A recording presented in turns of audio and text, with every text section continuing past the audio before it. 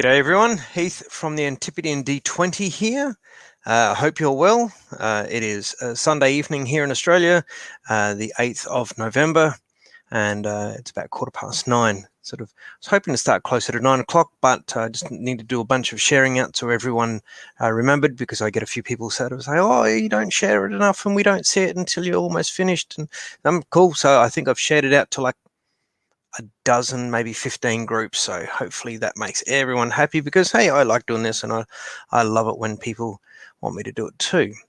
So let's have a look here. I'm going to, for those who came in late, just using a phantom saying, the late great Joe Diva, there he is there at Luca Games. The man responsible for this awesome game. He wrote these in the he started creating it in sort of the early 80s, but started publishing in the mid 80s and lasted all the way to the late 90s. We won't sort of dwell too long on that. If you're here for the first time, there are some other videos I've done for the previous 4 books. If you don't want any spoilers, you can sort of jump off now and go find them. Or, just follow the page. There's links there. You'll find it, no problem at all. If you do have some problems, come back and make a comment and we'll find them for you. Alrighty, so this weekend, a good friend of mine in the States, Alex Kammer, has GameholeCon. And this read-through is as part of that, as well as the fact that it's just, it's Lone Wolf and let's have fun reading through it. So GameholeCon. Alrighty, so let's bring up, now we're using Project Aeon as our read-through device, and we'll use that to read through with. In the printings, let's have a look here. Where is my copy? So this was my copy, Shadow on the Sand, in the Red Fox. Then you've also got, prior to that, you've got, that was the Beaver, the first Beaver publishings, and the green of it's not helping with the green screen, and then that was another of the later Beaver. So chock full of Gary Chalk good art. Gotta love Gary's work. So that's there. Okay, let's bring up that. Let's go and get rid of that, just so we can show some comments. What comments we got here? We've got G'day Pat, how we doing? Manager of some of the local friendly gaming stores. Gosh dang, you are handsome. Yes, you are too, mate. We've got Kendra. Good morning, good evening. Just G'day Heath. G'day works. G'day works just fine. Thank you. Thank you for joining us. Good to have you along. Now, some fun things I've got. Now, I haven't automated these. These are the prior, like I've written out, and the green screen just does not like me today. I'm going to find a new OBS. You have been warned. So these, if you can see them, were some of the old sheets I was using for this. I haven't got something set up digitally yet, so I'll still be scribbling out like mad. However, I have my little phone here set up with something even better. Oh, look, there's Lone Wolf. Let's bring it down here. So I have got, look, there's a Lone Wolf mini based on Gary's artwork. So that's very cool. This little dice tray is Fighting Fantasy. If you pick that, you're very correct. Book 5, I believe, City of Thieves. And this dice in here is actually an old TSR die from a red box, perhaps, or a blue box. I can't remember. Oh, one of the old basic sets. And that's what we're going to be using tonight, rather than a random number chart. So we might just leave Lone Wolf in there to look after the. Should I lay him down? Yeah, I'll lay him down. Leave him in there to look after the die, make sure everything's okay, and make sure his lordship there is not going to steal it. He's giving Lone Wolf a bit of the stink eye for laying on top of him. So yes, Kendra, yes, they are invisible. The green screen just does not like anything green, and for some reason anything white, so the old sheets here don't show up. Alrighty. Let's get rid of that for a second. Let's pop that back on there and let's get right into it. When I go into reading this, please, questions, comments, keep it coming. Love to see it. I'll When I go into it, I won't be able to see them, but I will come out every minute or so just to check to see if there's any comments or questions, especially when it comes down to choosing where we go from here. Alrighty, I think I've wrapped that all up in a nice little bow, so I'm going to just quickly, ever so quickly, go back into Facebook. I've done a bunch of sharing. We've got 14 shares there. I'm just going to have a quick look to see if there's any comments from any of the other spots here that don't show up on this this broadcasting software that I have here. No, nothing so far. That is good. So we can leave that, and we can come back to actually getting on and starting this. Yes, Heath, stop flapping your gums and get on with it. Alrighty, so Shadow on the Sand, Joe Diva and Gary Chalk. This is book 5. This is the final book of the basic series. After this, we go to Magna Kai, but let's not get ahead of ourselves. You are Lone Wolf, last of the Kai Lords. A voyage to Vasagonia promises an end to the shadow of war, but hopes are soon shattered upon your arrival at Barakish, a city full of treachery and death. In Shadow on the Sand, you are the quarry of a sinister foe, determined to kill you at all costs. Choose your skills and your weapons carefully. They can help you survive and aid you in the quest for a lost Sumlending treasure, a treasure that contains the secret of your destiny. There it is. So a little bit of a blurb here about Joe, things he did. He was a musician and a composer as well as a writer. Graduated in 74, little work around Europe and then to the US. 77 discovered Dungeons and Dragons, and it was because of Lone Wolf I discovered Dungeons and Dragons, which is pretty cool. And as you can see there, it became the foundation for Magnum, which then became the Lone Wolf books. Originally, Magnum was a homebrew setting for D&D.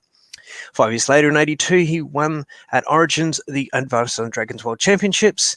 Won it in Baltimore, sorry. So there we go, a bit more about that. And then he sort of parted ways with Games Workshop and worked on these books. So and then Gary Chalk. Gary's work is easy. Once you know Gary's work, it's very easy to spot his work.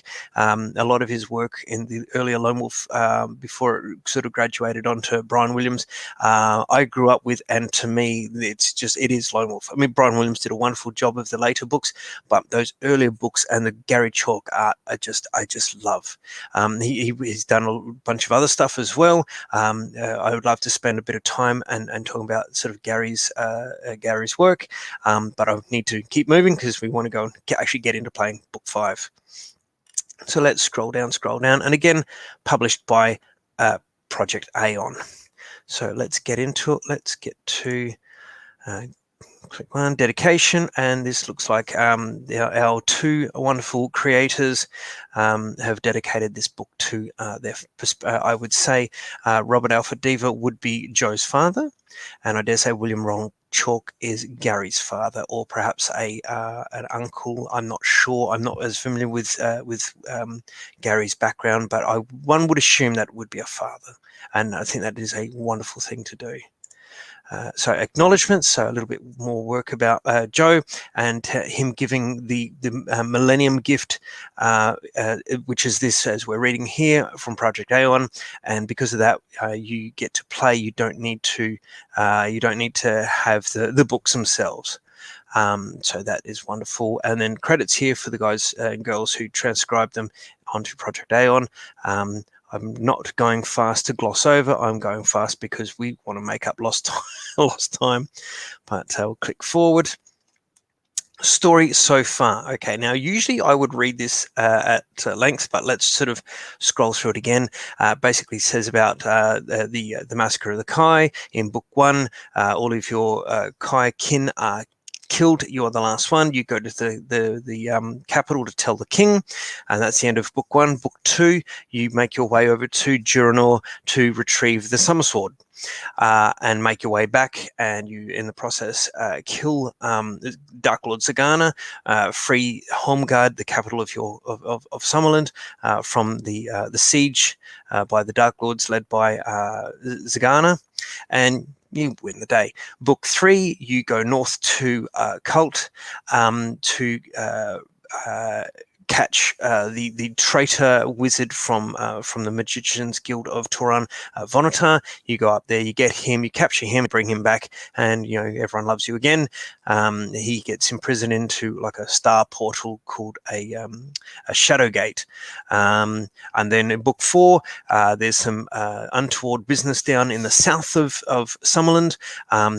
Someone was trying to raise the long dead Archlord Vashna, who was the greatest of the Dark Lords, who was killed by one of the first kings of Summerland with the Summer Sword.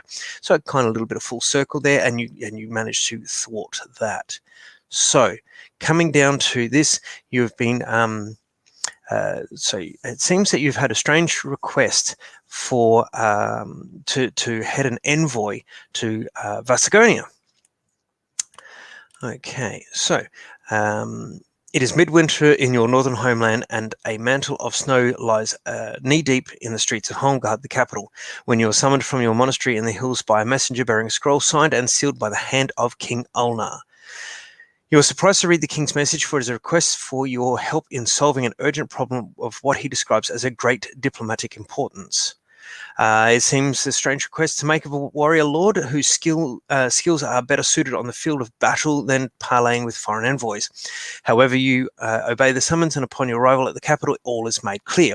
The Zarkhan of Vasagonia, the imperial ruler of this desert empire, has sent his most trusted envoy to seek a treaty of peace between your two countries, and you have been asked to sign the treaty on behalf of your country. The reason for this is easily apparent. Less than a year ago, renegade noble of Vasagonia called Baraka, and this is book 4, led his army of bandits in an attack upon the Summerlanding province of Runan. This mining town and much of the surrounding land was overrun and destroyed. Many Summerlandings lost their lives, and many more were enslaved and forced to labor in the mines of the Mucken Range. When the regular envoy from Runan failed to arrive at the capital, the king sent you to investigate. A great battle ensued in which you defeated Baraka in mortal combat. Without your courage and skill, the safety of Summerland and all of the last lands would have been placed in great peril. So I'm just going to quickly jump out there and see if anyone... Kendra's saying it's always funny how badly the text-to-speech program butchers all the names of someone. Oh yeah, I forgot about this. Got automated. This has got automated subtitling. So that's going to be interesting to watch on the playback, because I don't see any of that from this end. I don't see any of it from this end. So that's going to be very interesting. It's probably, it's gone with whatever equivalent, and me talking fast to get through this has probably not helped it. It's probably thrown it a real pickle. Like the poor thing will just have to try and keep up as best it can, and if we make someone at Facebook read a few of these books, so they get the spelling right. Alrighty, let's get on to it. Your Majesty, the Zarkhan is gravely embarrassed by Baraka's foul treachery, and is most anxious that our friendship and trust be restored. He begs that you send the Kai warrior Lone Wolf to sign a treaty of peace with him at the Grand Palace in Barakish, whispers the Zarkhan's emissary as he kneels at the feet of King Ulnar. The king rises from his throne, barely able to conceal his distaste for the fawning envoy. He turns his gaze to you and bids you follow him to the privacy of an antechamber. I have no liking for this desert realm, Lone Wolf, but I like the prospect of war even less. The Zarkhan is old and frail, and has no son to claim his throne when he dies. Baraka was but one of the many ruthless nobles who wait like jackals for the chance to seize power. And I fear they grow too impatient to allow the Zarkhan to die a natural death. The treaty may not guarantee peace with Vasagonia once the Zarkhan is dead, but it will at least buy us precious time to strengthen our southern border. The king leads you to a window and points towards the harbour, barely visible through the falling snow. A Vasagonian galley lies anchored close to the harbour wall. Go to Vasagonia, Lone Wolf, sign the treaty, and return quickly. Even with the promise of peace, I fear the shadow of war will fall upon us before the year is out. You wave farewell to Holmgard on this bleak midwinter's day, feeling sure you will return before the thaw. But as you watch the spires of Holmgard disappear in the falling snow, you have no inkling of the shadow that awaits you in Vasagonia. So spinning on game rules, we don't have to worry about that. I'll tell you how it works as we go through it. Sections and disciplines. Okay, so this is the crux of it. We have 8 skills. There are 10 skills. We have 1 to choose out of the last remaining 2.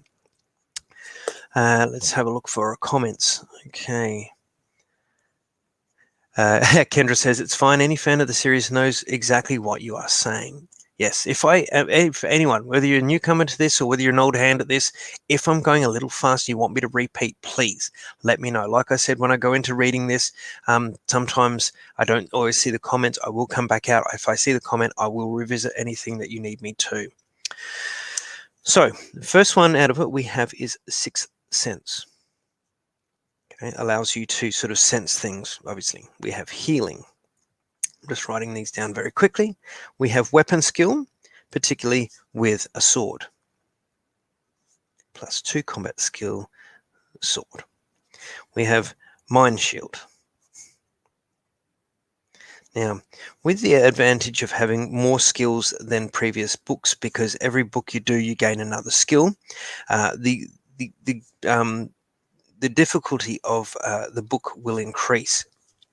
So even if we have a skill, it's still going to be not the proverbial cakewalk.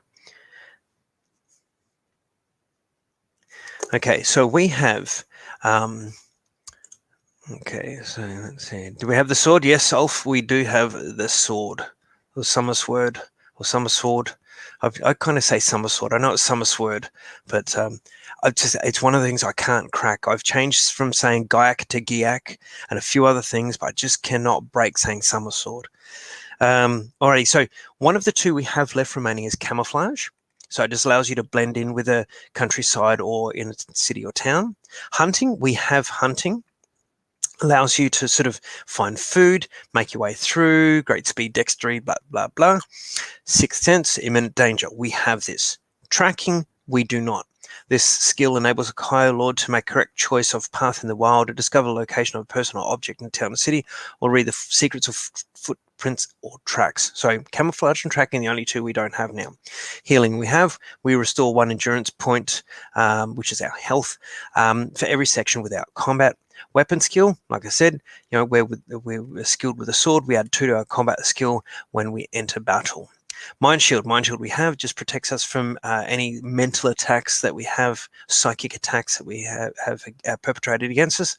Mind shield, pretty much the 180 of that allows us to add 2 to our combat skill when we attack someone during combat. Animal kinship, where you can you flick the Dr. Doodle switch and you can chat with the animals and figure out what they're up to. Mind over matter allows you to move objects with the power of your mind.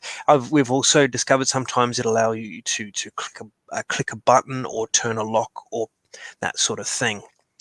Okay, so that is those. So we basically come down to, and I'm hoping some people have already started to chatter in the chat, we come down to camouflage, so you can blend in, or tracking, we can locate. So camouflage or tracking, I'm going to drop back out of this shared window for Project Aeon, and I'm going to see what people have said. Oh, good, Kendra has said camouflage. I know how the first half of the adventure goes, la la la la, no spoilers. Of course I do too, but I want to play this as if it was first time through. So tracking or camouflage, I'm gonna give that. I wish I could split the screen between the 2 of them, but I can't. So hang on, tracking. So hunting. So there's camouflage. I'll leave it on that for a bit so people can have a quick read of what the camouflage says. While that's all happening, I'm actually going to write out a bit more of this book. Not book, like our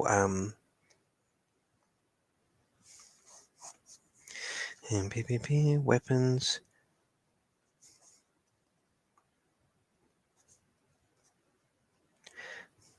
So let's have a look. So we've got 1 vote for camouflage. So there's camouflage. I'll go back in. I'll scroll back down to tracking just while I'm quickly scribbling out this action chart. Gold crowns, we have 39. Special items.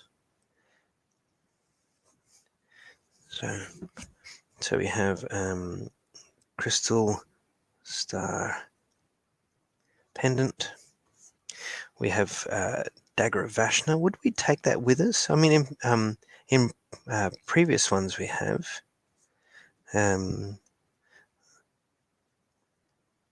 Summer sword, 8, 10.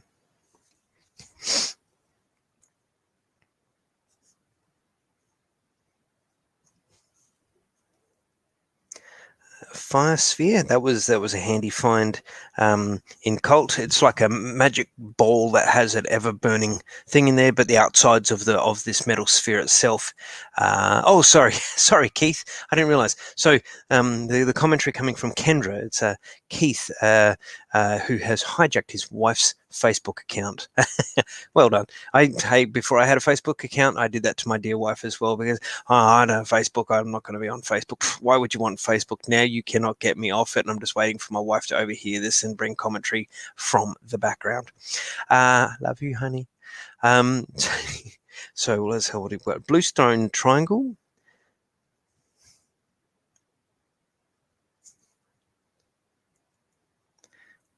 Let's see, silver helm. That's right. We found a very cool silver helmet in Cult. It's very ornate. It's got like a dragon sitting atop of it.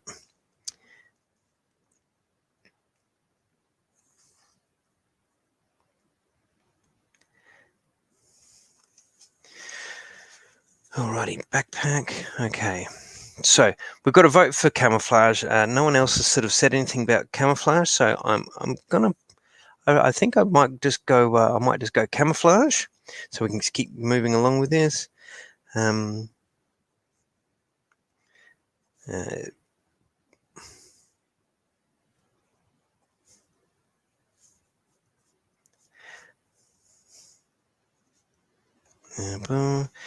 we've got. Okay, backpack, we've got a couple of lamb spurs, we've got a meal, and we've got a rope, and the rope takes up 2 item space. Okay, I've quickly scribbled through all of that. Thank you for your patience with that. Okay.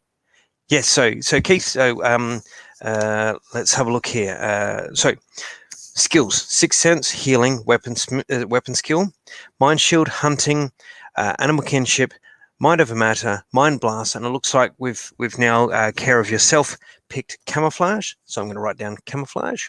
So I'll just quickly stop back into this, and we'll go back up, and then that way, let's have a look. So camouflage. Okay, we have 39 gold crowns. We have 2 weapons. We have a normal sword and a normal dagger. In the specials, we have the crystal star pendant from book 1 that was given to us by Banadon. Just happened to have his little mini here. If we bring up the other stream, so I'll just bring that under there. So that's Banadon from the Games Workshop Citadel collection from back in the day. And it just says on the bottom there, young wizard. Cool. So we have the Dagger of Vashna from book 4. We have the Summer Sword from book 2. We have the Fire Sphere from book 3. We have the Silver Helm from book 3. We have a Bluestone Triangle left over from book 3. We have a shield. We have a chainmail waistcoat. So we have now decided on our skills, so we can scroll down, get rid of this, go through that, blah, blah, blah, blah, blah. Okay, you successfully completed books 1 through 4, you can add another skill. So once you complete book 5, you'll become a Kai Master, which means you've acquired all 10 basic skills. and then you go into the Kingdom of Terror in book 6. But let's not get ahead of ourselves. That's the Magna Chi series. Let's definitely not get ahead of ourselves. Okay, you are given a map of the Desert Empire. So I'm just going to write map, and that should be a special item. We've also been given some gold crowns. Always gotta love it where you get some money. Alrighty, so let's bring up the die.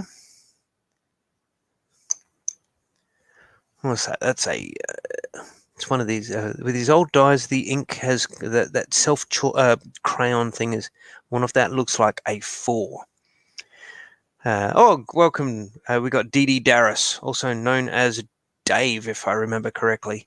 Thank you, mate. You wasn't sure whether you were going to make it or not because you're doing sort of family things. I appreciate you coming along. We've just rolled for the number of gold crowns that we have. We've just chosen camouflage as our last skill. So we'll go back into that. We add 10 to it. So 4 plus 10 is 14. So that brings us up to a 50 maximum. Now, gold crowns, we can only have a maximum of 50. I did at one stage and a read through started to leave the rest of it at the monastery, but you are not at the monastery. You may take your pick of the following items in addition to those you already possess. Remember, you may only carry 2 weapons. You may take up to 4 of the following. Dagger, got 1, don't need 1. Potion of Lamspur, maybe. Restores 5 endurance points. Now, we've got a couple and they do 5 endurance points. Sword, don't need 1. Spear, don't need 1. Special rations. 2 special rations. Each of these special rations count as 1 meal. So that could be a thing. Mace, don't need it. Shield, already got 1. Okay, so it looks like it could be taking 2 meals and that Lamspur, that will do. So special, that was a very easy decision, because pretty much we have everything else. Special rations, meal, both of those, and Lamspur, which is the healing herb that is quite often in a potion. So we've got 1, 2, 3, 4, 5, 6, 7, 8. So we are at maximum capacity for our backpack. You can only have 8 items. We have 3 potions of Lamspur. One's a +4, 2 are +5. We have rope that takes up 2 backpack spaces. We have a normal meal. There's a good chance that, in the meantime, Lone Wolf has eaten that, but, for the sake of fun, we can say he puts 1 back in there to take with him, and 2 lots of special rations. Why it's special rations, who knows? It could be the fact that Vasagonia is a desert empire, and this could be basically like trail mix or something like that. Okay, spinning through how to carry equipment. That's fairly easy. How much can you carry? That's fairly easy. Backpack items, special items, gold crowns, food. Now, with hunting, we don't necessarily need to eat a meal, but there are some parts, like it says here in the last line, unless you are in an arid desert where opportunity, unless you're in an arid desert where opportunity for hunt. So basically, if you can hunt, we will. If you can't, we've got food as a backup. Boom, and forward. Now, rules for combat, we'll get into that when it comes to it. Knowing Lone Wolf, he gets himself into a tangle here and there. Basically, his combat skill minus their combat skill gets a ratio, and then we roll a random number, check on a table, and both parties take damage, and we sort of keep going until someone kills over. Evasion, we can scarper. We get hit, the enemy doesn't, when we do that sort of resolving of combat. Levels of training, we are now a savant, so that sometimes is asked when we're in the book. Okay, forward. Kai wisdom, so you just take care, keep your nose clean, be good to your parents, and away we go. Section 1.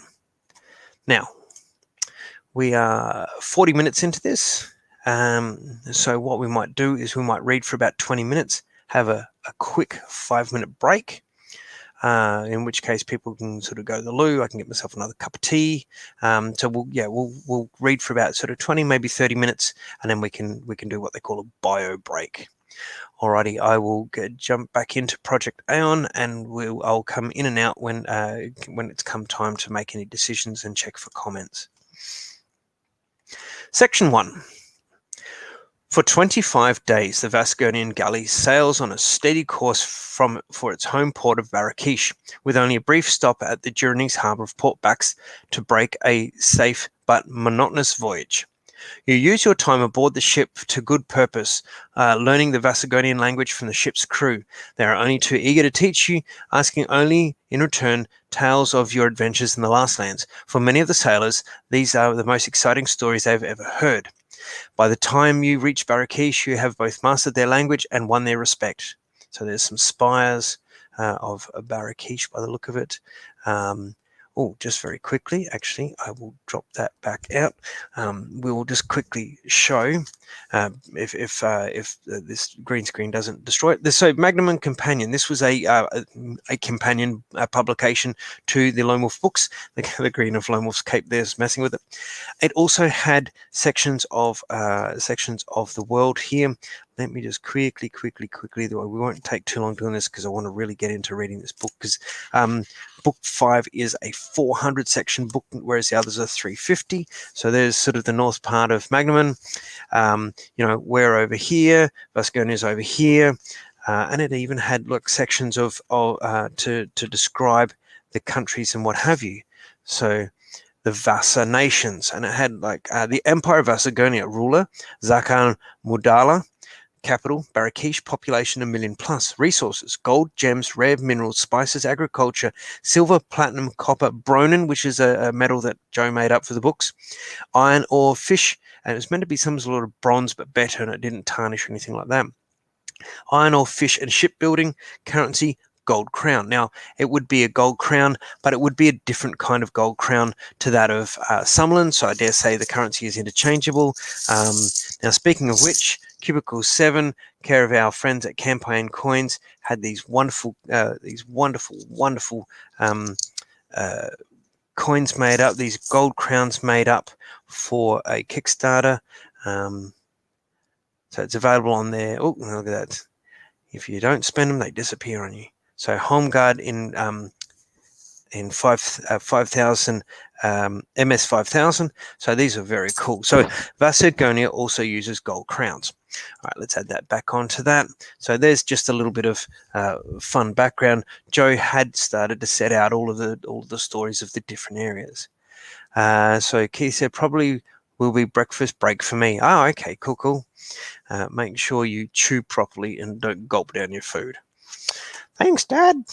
Okay, it is early afternoon when the ramparts of the desert capital are first sighted on the horizon. You push your way through the cheering crowd and join the envoy at the prow of the ship.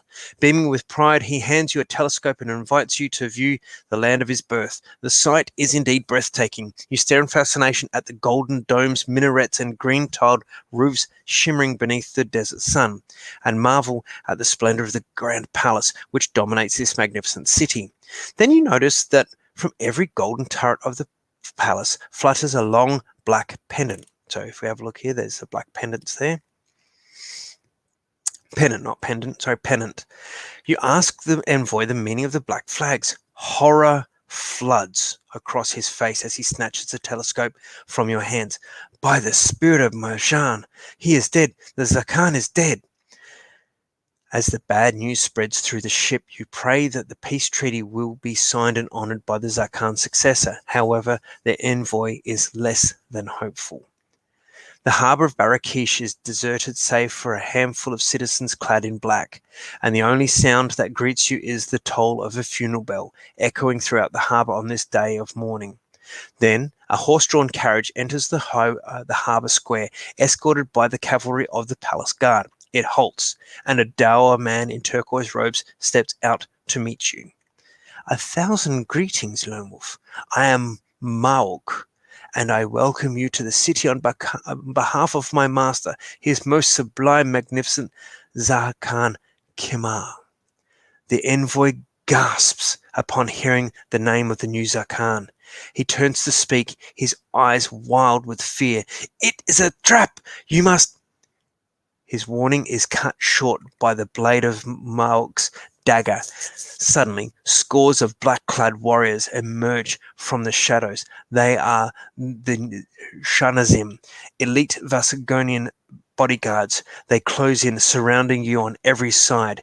You must act quickly if you are to survive this deadly trap. What did I say about Lone Wolf always getting into a mix? Didn't I say we'll be into combat anytime soon? Here we go. If you wish to stand and fight against these overwhelming odds, turn to page 36. If you wish to surrender to Mauk and his warriors, turn to 167. If you wish to run back to the galley, turn to 104. Alrighty, so what do you think we should do? So we've got overwhelming numbers. We could try and fight. I don't think they want us dead, and that's not me using metagame prior knowledge. That's a pretty good guess that they'd want to catch Lone Wolf because he's a bit of a prize because of what he's done. So we can try and fight, we can surrender, or we can try and run back to the galley and sort of better prepare and work out what we're going to do. So let's have a think. If it comes down to, I'm happy to roll a dice and see where we go from there.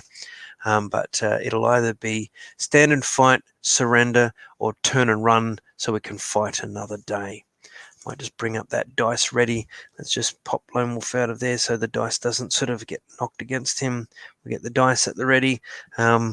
There's 3 choices. It's a D10, so we just disregard the 0 or the 10 when it comes time to rolling it.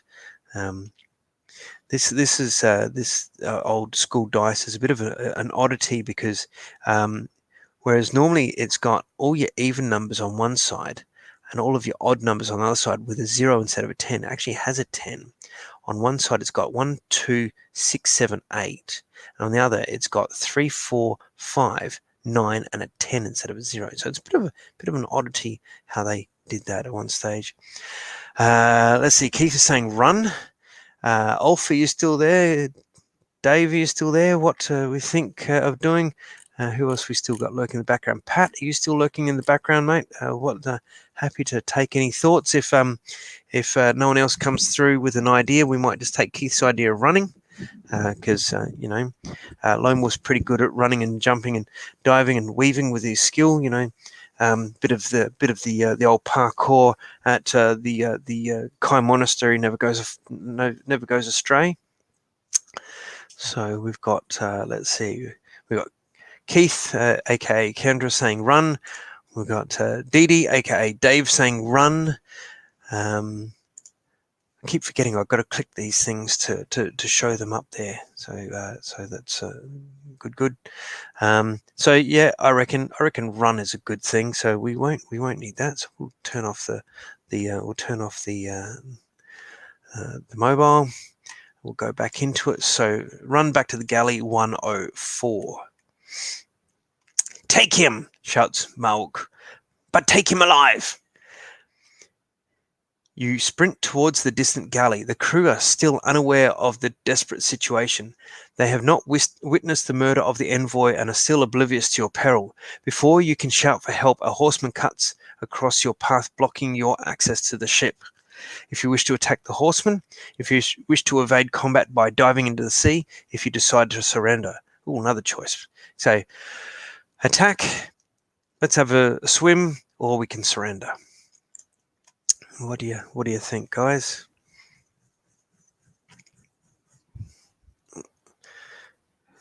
All this fast reading has made me thirsty. I got a bit of a water.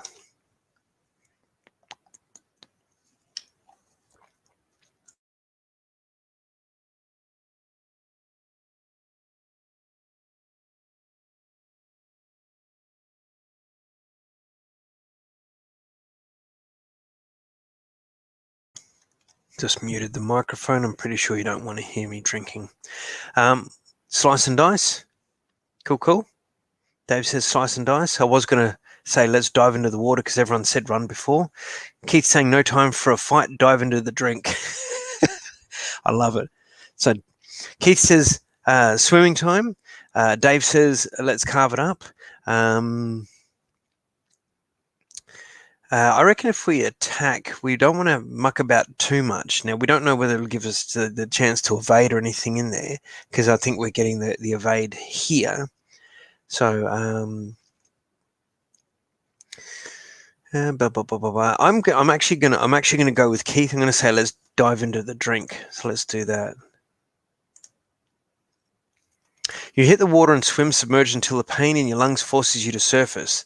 Shanazim are everywhere, are running in every direction, trying to surround the key and and prevent your escape. Gulping another breath, you dive again and swim towards a cluster of small boats less than 50 yards away.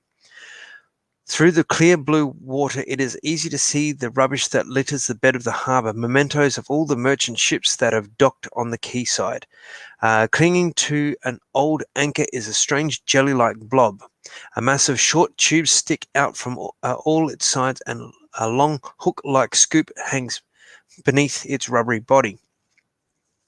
Without warning, the blob suddenly jets towards you, propelled by water from its massive breathing tubes. It is a blood lug, and it is hungry for your flesh. Oh, we're getting into a fight one way or another here.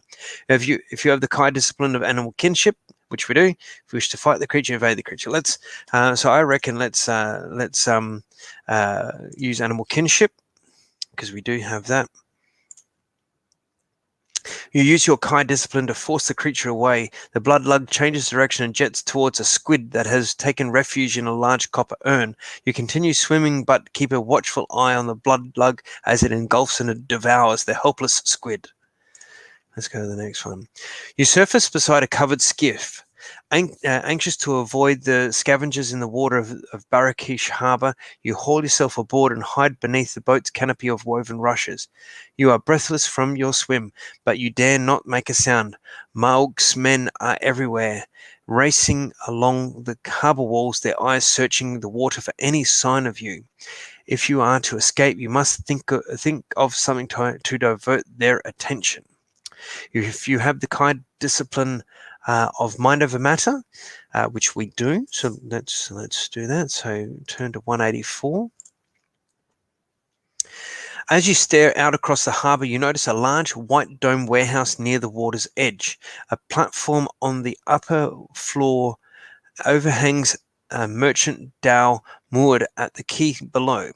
On this platform are several earthen tuns, huge spice containers destined for the trading emporia of Ragadorn. You focus your attention on one of these tuns and concentrate with all your Kai skill in making it move. Sweat pours down your face from the strain, but soon you hear a distant crash that confirms your success. The tun has fallen and shattered on the deck of the dhow. Turn to 153. Mauk orders his black-clad troops to search the area, threatening them with death if they allow you to escape. You bite your lip and wait for the chance to run. Creeping from one boat to the next, you reach a narrow flight of stone steps. At the top of the steps, beyond a small paved square, lies a maze of crooked alleyways that disappear into the shadow of the thieves' quarter. You are less than 20 feet from safety when a cry echoes across the water. There he is! You sprint along the deserted passage and climb a stairway into an open courtyard. The sound of hooves clattering on the cobblestones below urges you onwards. There are 3 possible exits from the courtyard: a high nail-studded gate to the left, an alley to your right, and a straight paved pathway that leads to an arch. You must make a quick decision, for Mauk's men are close on your heels. If you possess the Kai discipline of tracking, turn to 42, which no, we don't. That's the only one we don't have. If you wish to enter the gate, if you wish to enter the alley, if you decide to take the straight path towards the arch. Okay, so gate, alley, archway. That's what we've got. Going to give everyone 60 seconds to sort of think about and figure out what we're going to. Keith says maybe I should have voted tracking. This is how it goes, mate. These are the things. So no tracking. So gate, alley, or archway. So what do we think? What do we think? This is the first time. See, things like this, you'd think that 6 cents would help you out, but then if you had 6 cents options for every section of the books, it would kind of get a little bogged down. You'd need a ton more pages in there for all of the sections, and it'd kind of take a little bit of the fun out of not knowing where you're heading, unless you put fingers into pages, which we're not going to do here. We're going to pick something. We're going to go with it. If unfortunately something kills us, we might back up to the last section and see where we can go from there. See, Keith says Ali. Dave says Ali. Oh, Luke, we've got Luke joining us. G'day, Luke. How you doing? Luke says gate. So we've got 2 votes for Ali, 1 vote for gate. What are we thinking? And we've got Rune Shield. G'day, Rune. He says, I choose Ali. So we've got 3 for Ali, 1 for gate. Thank you, everyone, for joining me. It's good to have you along. I do enjoy doing this. It's been too long. Yes, this book read through Book 5 is 4 weeks overdue, just because work, my normal day job has just been crazy, and I just needed to do this to keep my sanity from sort of falling away. Oh. So we've got 3 votes for Ali. I think that's it. I think we can take the alley. The twisting alley comes to an end in a small garden square flanked on 3 sides by tall domed houses, all with first floor balconies. Wrought iron grills reinforce every window and door. You are near the top of a heavy wooden trellis that hangs below a balcony when Moak's men burst into the square. Many are armed with heavy bronze crossbows. Surrender, Lone Wolf, shouts Moak, or my men will pin you to the wall. The situation is hopeless. At such short range, the Shanazim cannot fail to hit you. Cursing your misfortune, you leap to the ground, landing at the feet of Moak. You are brave, Kai Lord, he snarls, but you will need more than bravery to save you now. We've been captured. Well, it happens. Them's the breaks, as they say. You are stripped of your backpack, your weapons, your gold crowns, and all of your special items. Make the necessary adjustments to your action chart, but note your lost possessions elsewhere in case you find them later. Okay, so what we're going to do, instead of crossing them off, I'm just going to make like a little sort of asterisk next to each of them, so we know. So what is it? All special items. Now sometimes, let's have a look. There's no footnote there. So all special items.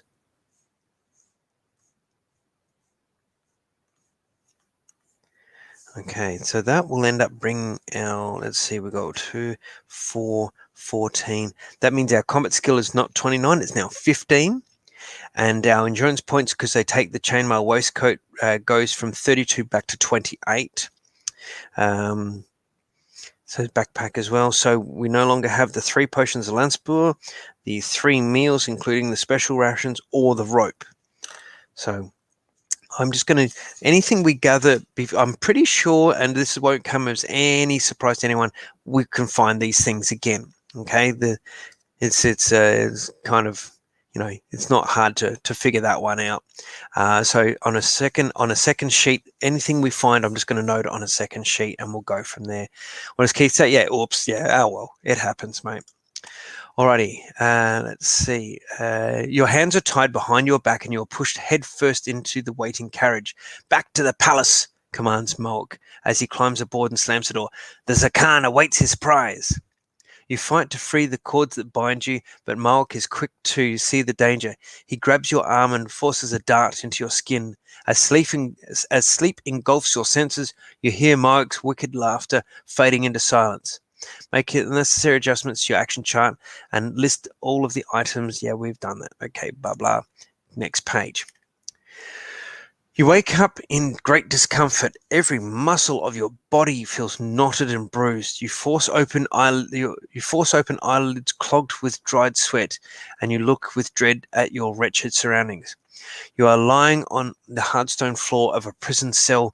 Over by the far wall, beneath a window crisscrossed with iron bars, is a low wooden bunk covered in filthy rags. Cockroaches, some of the size of field mice, scuttle along a foul-smelling gutter that disappears into a grating in the floor.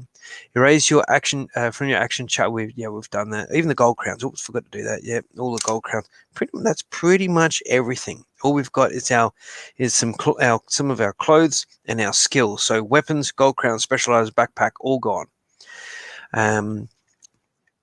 You discover that your hands are free and slowly pull yourself upright in a sitting position, resting your back along against the cell door. A faint draft from the corridor outside provides the only relief from the stifling heat and bad air of the cell. In the distance, you can hear footsteps approaching. There is a jangle of keys and the creak of hinges. A door closes with a dull thud. More footsteps. They are getting louder.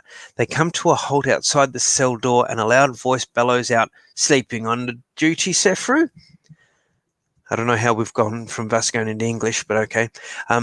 You'll wait. Oh no, that's right. Lone Wolf learnt Vasconian. Okay, sleeping on the duty, Sefru. You'll wake up the other side of this door if the captain catches you. The chair scrapes along the ground, and a startled voice, full of indignation, replies, "Curse you, Hajj! The Zakan doesn't want the Northlander taken to the Grand Hall until sunset. You've cheated me of 2 hours' sleep." "Shut up, Sefru," snarls the first voice, "and listen hard. I've just come from the armory. Some interesting trinkets were found on the Northlander, worth a great deal of gold, I say. Seems a pity to let 'em go to waste, eh?" The two guards chuckle greedily and discuss at length the good time they will be able to have in the city once they have sold your equipment. "I'll take a peek at our friend," says one of the guards. "I wonder if he's enjoying our hospitality." A spy hole slides open above your head, and you hear a gasp of shock. "He's gone! He's gone! By the Marjan! We'll lose our heads." You suddenly realize that you cannot be seen so close to the door. "Let me see," hisses the other guard, eager to see for himself. You hear a click of the key in the lock. This could be your chance to escape. If you wish to attack the guards as soon as the door opens, turn to 138. If you wish to move away from the door and stand in the middle of the cell, turn to 85. Well, I'm pretty sure we want to just have a shot at these guards as soon as they come in. You might, Keith says, hope they feed us in the dungeon. Yeah, well, it might not be trail mix. Alrighty, so I reckon we attack them as soon as they open the door. I dare say both of them are going to come in. We'll both try and give them a crack. Yes, very, very true, Keith. Old trick from Goldfinger. Rip Sir Sean Connery. Luke, in the similar Scottish theme, freedom. I won't do the Mel Gibson yell because I'll probably wake my son. So, let's have Adam. The guards pull open the door and you spring to action. Your clenched fist strikes the first man beneath the bearded jaw, lifting him from the floor with the power of the blow. His sword drops from his hand and clatters to the ground close to your feet. If you wish to pick up the sword, turn to 4. If you wish to ignore the sword and attack the second guard with your bare hands. Well, we're proficient with the sword. This could be helpful. But do we want to continue the surprise and attack the guard with bare hands just so he doesn't have a chance to raise the alarm or run away? Sword would certainly give us 2 combat skill back because that's our chosen weapon from weapon skill. Bare hands, I think we actually I think with bare hands you lose 4 combat skill. Yeah, well let's grab the sword. You stoop to grasp the sword, but as soon as your fingers close around the hilt, the second guard attacks. Ignore all endurance points lost by the enemy in the first round of combat, for you can only attempt to parry his blow. If you win, the fight lasts for 4 rounds or less, 4 rounds or more. Okay, so the Palace Jailer, combat skill 14, endurance 21. So with a combat skill of 14, and we've picked up the sword, our combat skill is 17. So 17 minus 14, we've got a ratio of 3. So let's now we've got to try and do this in 4 rounds or less for some reason. So what we'll do is we'll go table of contents, come down here to combat results table.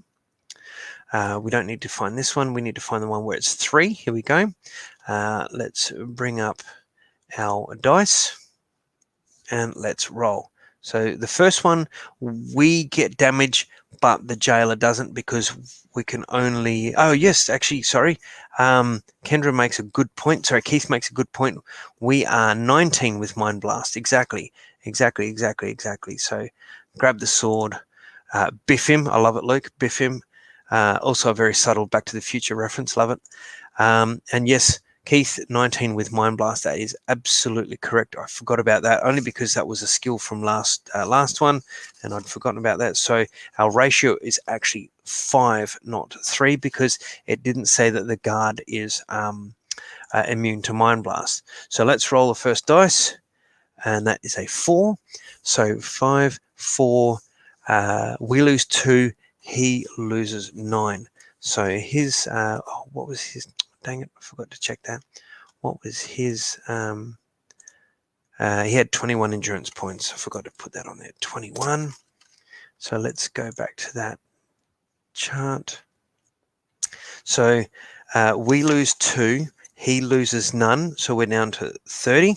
So we'll roll the dice again, and that's 1 round. So everyone remember 1 round. So we're on the second round. Oh, dang it, that's a 1. Okay. He loses 6, we lose 4. So he's down to 15, and we're down to 26. Oh, 2. Okay, we're getting marginally better here. We lose 3, so we're down to 23. But he loses 7, which is good. So he's down to 8. We could do this. What's that? That's another 1. So 1, he loses 6, so he's down to 2, and we lose 4, so we're down to 19. Now, hang on, 21, 2, 3. Now, is that 4? I think that's 4 rounds, and we haven't killed him. I think that's 4 rounds, and we haven't killed him. So let's go back. Let's play this true. So we'll go to 180. Okay. As your enemy collapses at your feet, you notice that the other guard has recovered from your punch. He pulls a dagger from his boot and draws his hand back to throw. If you possess the code discipline of Mind Blast, which we do. Now, this technically is a... we spoke about healing the last couple of playthroughs. This is a non-combat section, but it has combat, so this doesn't count because you're in the middle of a combat. Like, it's not like it's hang on a second, just and you heal yourself. There are other sections where hours can pass, but you only heal yourself those couple of points from that one section. So it kind of does balance out.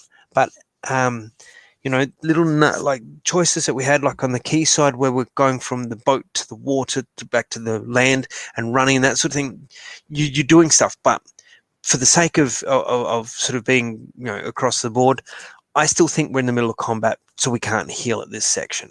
I mean, I'd love to hear what people think about that. I really I think that we won't take a healing point here, and we'll use Mind Blast because that's what we have. So we click 45. You concentrate your Mind Blast on the guard's hand. He screams and his fingers spring open as his hand is robbed of all feeling control. He is now unarmed. We're going to attack him, or we're going to try and capture him alive. I reckon we might try and capture him alive, because then we can find out where our gear is. What do people think? I reckon let's try and keep him alive. If he happens to get killed in the process, look, hey, c'est la vie. But I think we should try and capture him alive so that we can figure out where our gear is. So go to here. You grasp the frightened guard in a secure headlock and threaten to break his neck if he does not answer your questions.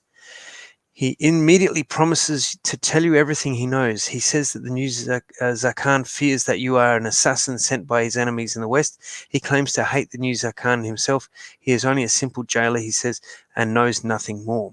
If you have the Kai discipline of 6 cents, turn to 39. If you do not possess this skill, turn to 9. What we do, so let's go to 39. The man is lying. He knows that other guards will ensure to turn up any moment. As soon as you loosen your grip, he will attempt to overpower you and raise the alarm. If you wish to continue questioning him, turn to 9. If you decide to kill him, turn to 78. Okay, killing him straight away is a little bit cold. Lone Wolf's not above that, but, I mean, interesting. We do want to find out where our gear is.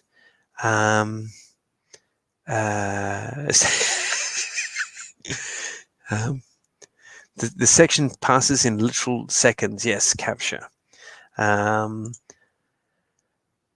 Stitches for snitches. I love it. And Dave says we need our gear for sure. Yes, we do. Yes, we do. But Luke, that's stitches for snitches. Love it. Let's try and question him one more, and then if any shenanigans goes on, let's give him a big smile. The guard begins to cough. He pleads with you to slacken your grip, or he will choke to death. You ask him one more question. Does he know where your confiscated equipment is? He says he does not know. Then suddenly he elbows you in the chest and breaks free. You are winded, but you are determined to stop him from escaping. Your attack is swift and deadly. Before the guard can scream for help, you have silenced him for good with an open-handed chop to the neck. Oh, well, there we go. We gave him a chance. Now, I say we use this section to heal a point because we're no longer in combat. So we'll go from 19 back up to 20. Leave the bodies and escape. Search the body. Let's search the bodies. Okay, a sword, which we will take. So sword, dagger we'll take. Warhammer we'll leave here. We can't use a warhammer. 6 gold crowns. We'll take those. Thank you very much. And jailer's keys.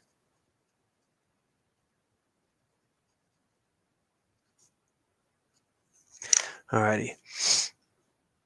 Off we go. 150. Oh, hang on. I forgot to heal for that section. So that's up to 21. And this section I'll heal 22. Let's see. The corridor heads north, but soon ends in a junction where another passage runs across from east to west. Cautiously, you peer around the corner, but there are no signs of any guards. At the end of the east passage, you can see a flight of steps descending out of view. To the west, you see a closed door. If you wish to go east towards the stair, turn to 93. If you wish to go west towards the door, 122. Now, I'm kind of thinking the door because if they're going to stash our gear anywhere, it's going to be in a locked room somewhere. It's not just going to be like just, left in the hallway or like an open area of any sort. It's going to be locked away somewhere in the door. So I'm pretty confident say door. Keith says door. Keith says door. What else we got? Anyone else got any ideas? Rune says west. That's towards the door. I reckon let's do it. Let's go to the door. The heavy wooden door is reinforced with bands of black iron, held in place with huge bronze studs. You turn the handle only to find the door is locked. If you possess the jailer's keys, turn to 136. If you do not have a special item, turn to 26. Oh no! If only we had the. Wait, we do. Okay, that was really bad acting. The Academy Award goes to. So jailer's keys, and we'll just heal 1 point for that there. So we're back to 23. Once you have unlocked the door, you twist the handle and open it a few inches. You see a stair descending to a small chamber where a black-robed soldier is guarding a pair of iron gates. Through the bar, you can see rows of weapons and suits of armor stacked in long racks. A sign fixed to the bar says Grand Palace Armory.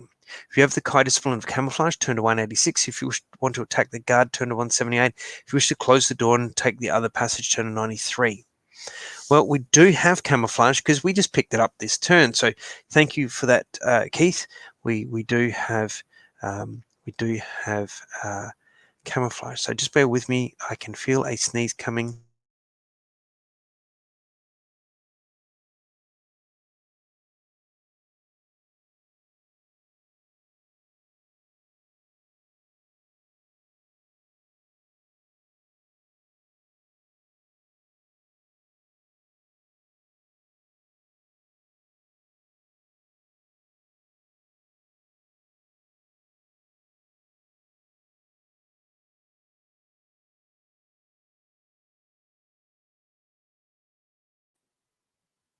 Oh, alrighty. So we've got camouflage. Let's use camouflage. Using your Kai skill to disguise your Somlending accent, you call out to the guard, "Quick! We need your help. The Northlander is escaping." Why would you do that and raise your own alarm? Anyway, immediately the guard leaps to... Oh, okay, I can see why in a minute. Immediately the guard... Come on, Heath, just keep your comments to yourself and read, boy. Immediately the guard leaps to his feet and charges up the stairs towards the door. You wait until he reaches the top step before you attack. One kick to the knee sends him tumbling backwards into the chamber, where he falls into a heap at the foot of the stairs.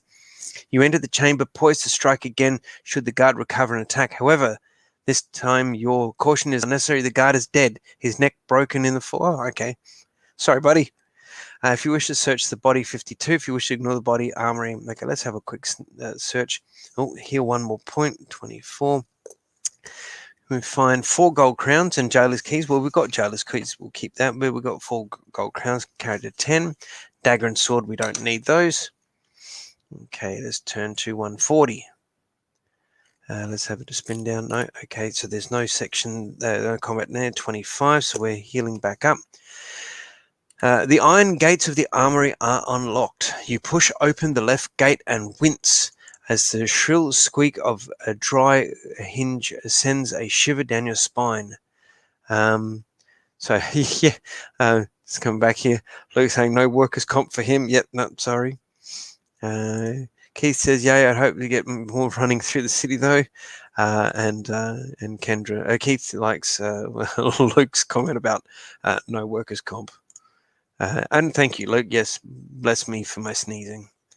I've never had hay fever until about 3 years ago. I used to make fun of my father when I was a kid, all the sneezing he did, and now I take it all back.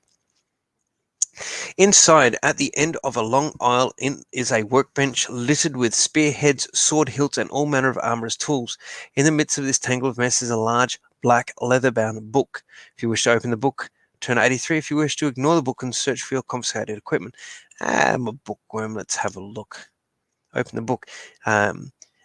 It is an armory log. The pages contain handwritten lists of all of the work carried out here. Spears and swords made for the garrison of Karakala, or shipments from the Vakar Mountains, weapons due for repair, and all manner of daily routines are carefully recorded. You're about to discard the log when you notice a folded piece of parchment tucked into the spine. It is a list of dates and numbers with the heading in bold print, The Bronze Door. You scan the page and locate today's date. The number listed next to it is 67. So let's just make a note of 67 because I'm pretty sure we won't ever need that. It could be of use to you later at the stage of your adventure. You throw the book back onto the cluttered bench and begin to search for your missing equipment. You root through all of the drawers and cupboards of the workbench, smashing locks when they refuse to open, only to be disappointed. These drawers and cupboards do not contain your missing equipment. All hope of signing a peace treaty with New Zarkhan has vanished. Your only concern now is to find your equipment, escape from the Grand Palace, and somehow return home to Summerlin as quickly as possible. You pull aside a latticed partition and enter a small antechamber. Narrow stone steps lead up to an open door in the north wall, beside which stands a wooden chest. If you wish to climb the stairs and enter the door, 14. If you wish to investigate the wooden chest, turn to 97. All right. Well, we've spent enough time mucking about looking for stuff. So let's have a look. Luke wants to know if that book was a collector's edition. Yes, it was. That's why I threw it down. It was book 5. Keith says it was book 15. No, it's book 5. It's definitely book 5 because that's the book we're doing, and that's the book that people seem to be looking for. 15 and 8, yes. 21, and there's a couple others there in the collector's edition. We understand that HomeGuard Press will be reprinting in its entirety with some new artwork by ex-Brit, now Aussie Richard Sampson. So look forward to that, and it'll all be nice and neat, and everyone will have a new copy and won't miss out. Fingers crossed. So what do you think? We open the door, or we're going to investigate the wooden chest? Have we faffed about enough that we just need to go through the door, or are we still having a bit of a nosy? What do you think? I did say we were going to pull up very shortly, and we've overshot that by about 10 minutes. Is this a good point to just call a quick break for anyone who needs to quickly go to the loo or get some food or drink or something like that? Couple of votes. Luke and Dave have both said the chest. Keith has also said the chest.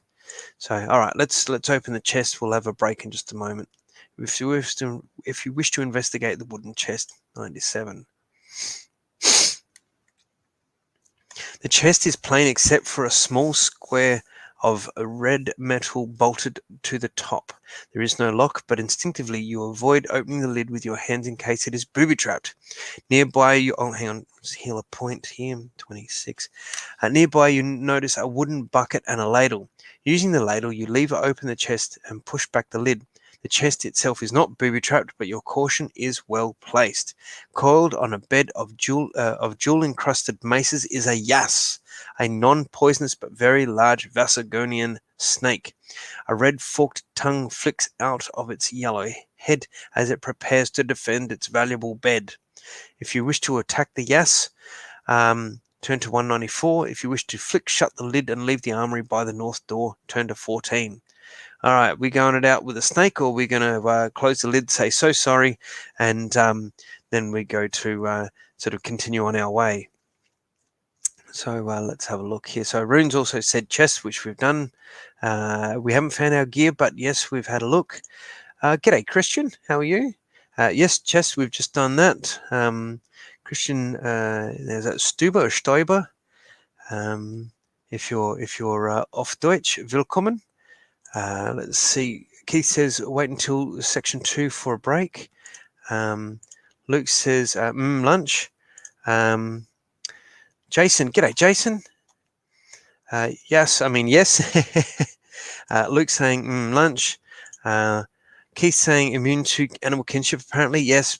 Maybe we've annoyed it by opening the chest that it's not going to do. The snake soup on the menu. And Dave said yes, so I reckon it looks like we're going to attack it. So it looks like we're having at it. So yes, so we've got a couple of new people joining us. So yes, welcome Christian, welcome Jason, and I hope you enjoy. Oh, so Christian is auf Joy Danke, vielen Dank.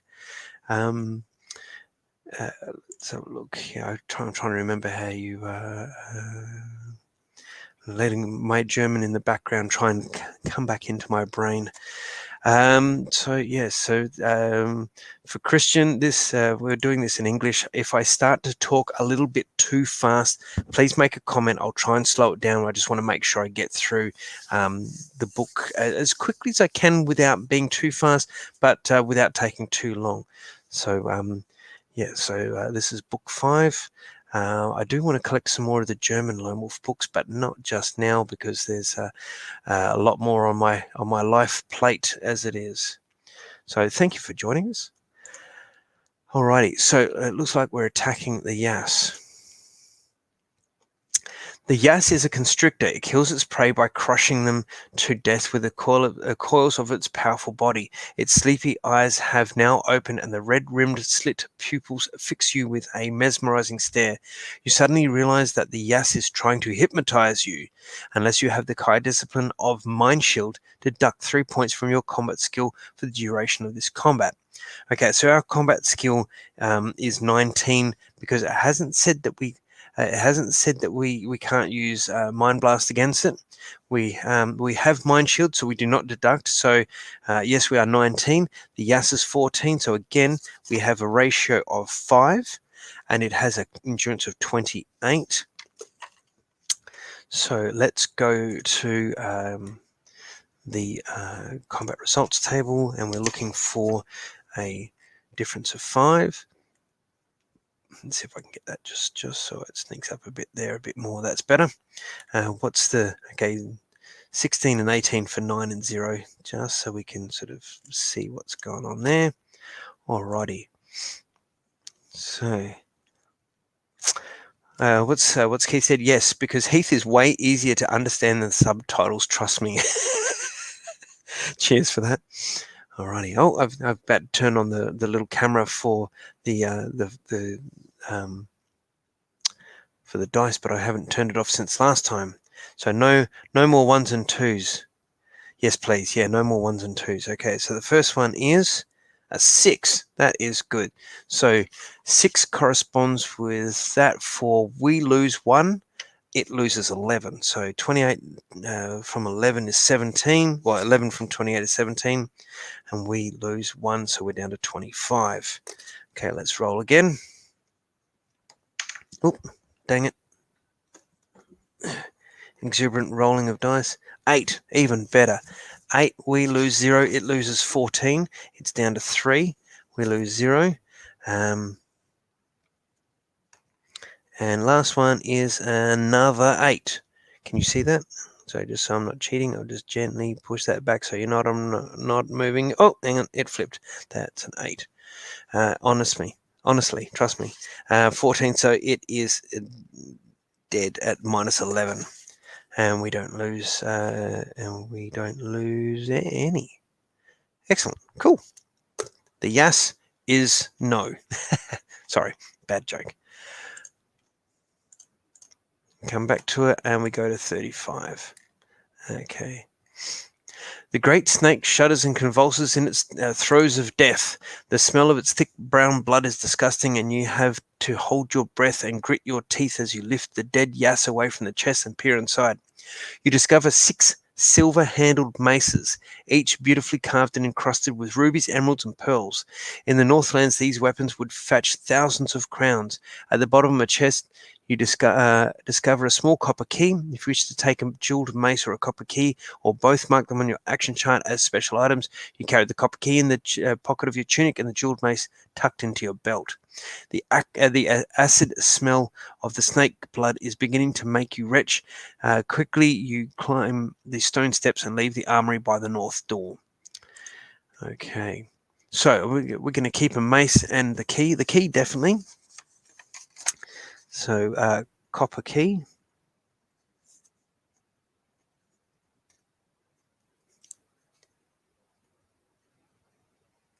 Jeweled mace. And they're both special items. So, special. Cool. Alrighty. So, yes, Luke, that is an old school D&D D10. I've got it out of. It actually came from another gamer here in Adelaide, another guy by the name of Jason. I think it comes from the box set that predates the red box. I think it comes from one of the purple boxes. So it's well loved, and you see those edges around it. So I thought that'd be kind of cool. This little dice tray is Fighting Fantasy. It's book 5 or book 6, City of Thieves, and it was a gift to me by Richard Penwarden, who's in the UK. So I thought I would break it out and use it today. Because he's, gosh darn it, such a great guy. He also gave me this shirt, so I'm just going to stand up gently here. And you can sort of see, because Lone Wolf's wearing green, it sort of shows. But that is an original 1980s Lone Wolf Club Lone Wolf shirt. It would have cost, I think he said his mum bought 2 of them, and it was like £4 or £5 plus postage. These things go now for a couple of £100 on eBay. I think one sold. Now I'm surprised I can still fit into this. This is either a medium or a large.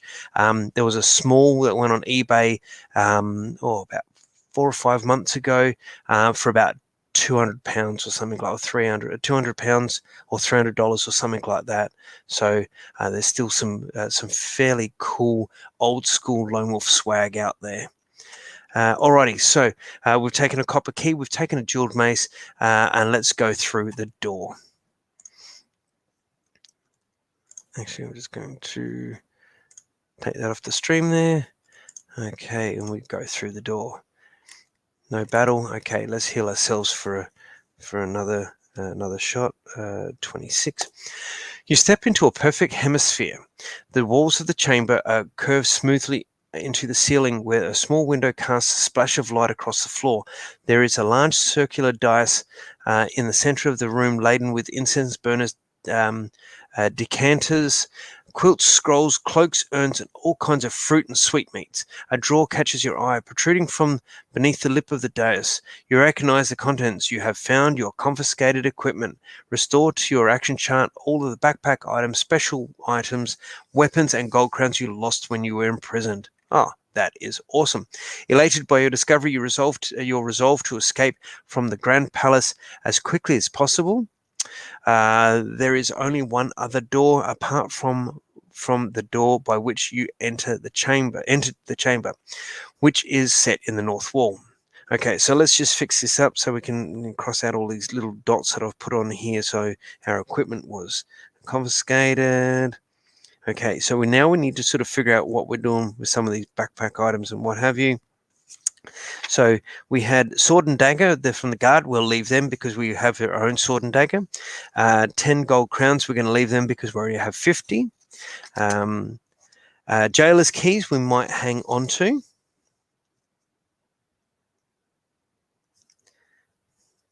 The copper key we'll hang on to. And the jeweled mace I think we'll hang on to.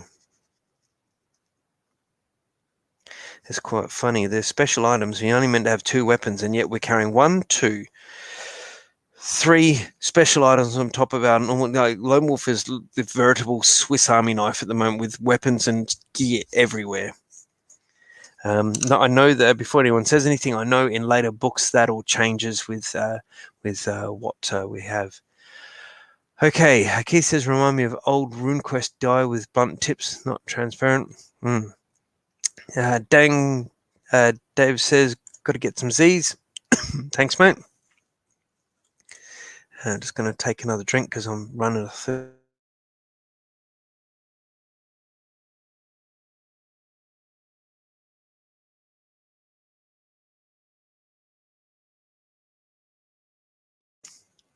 Alrighty, so if you wish to leave the chamber, if you wish to search the chamber for useful items, maybe we just do a quick search before we leave as well.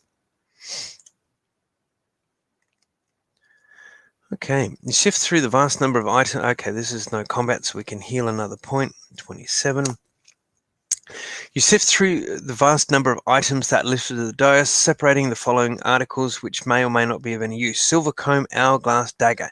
Healing potion, which we've kind of got anyway. We're at the limit of that, so I think we'll pass on that. Prism and food, so I think we'll pass on that. Prism, would a prism be useful? Or, I mean, we've got 3 potions of lamb's food, we've got 3 meals and a rope. A prism doesn't immediately jump out as being useful. It looks like these all are backpack items. Doesn't say what they are. Usually it says, I'm assuming they're backpack items because it's usually if they're not a weapon or money, they're assumed to be a backpack item unless it states a special item. So I'm assuming these are backpack items. What do people think? Are we going to take the prism, or are we going to just sort of don't need it? And then we're going to turn to page 58.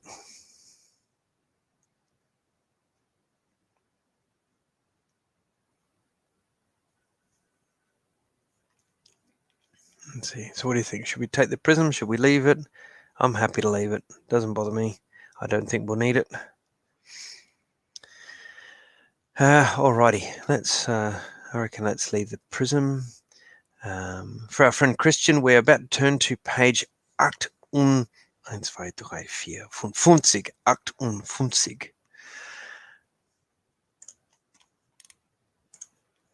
Numbers I can do. A lot of other German I can't remember. Okay. You follow a straight passage of pale rose-coloured stone, which soon ends at an empty vestibule. In the north wall is set a great wooden door covered with engraved bronze plaques and studded with bronze nails. There is a curious lock set into the middle of this door, encircled by a beautiful carving of a long-tailed scorpion. A closer look at the lock reveals a series of Vasigodian numerals numbered 1 to 200. Engraved in the lock. You recognize the design. It is a Cloesian combination lock. Aha. Christian says, alles klar. I'm trying to remember some more German. I'll come back to you on that. Genau. There you go. Genau. I think that's the right thing to say. If you know the correct number that will open the bronze door, does that ring any bells? If you choose the wrong combination, you don't get a second guess, turn immediately to 98. You do not know the number and do not attempt to the door. Now, I'm pretty sure we read a little parchment that said the bronze door, and it was going to be 67. Now, usually in the book, you just flip to section 67. We can't really do this electronically, so we have to go to table of contents to find 67.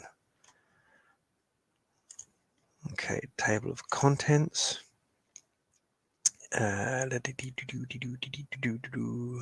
Part 1. No, where is it? You should say like numbered sections or something.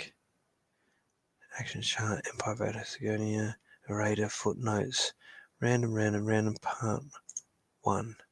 Oh, here we are. Excellent. 67. Bingo. Look at that. Fantastic. Well remembered. Everyone pat yourselves on the back.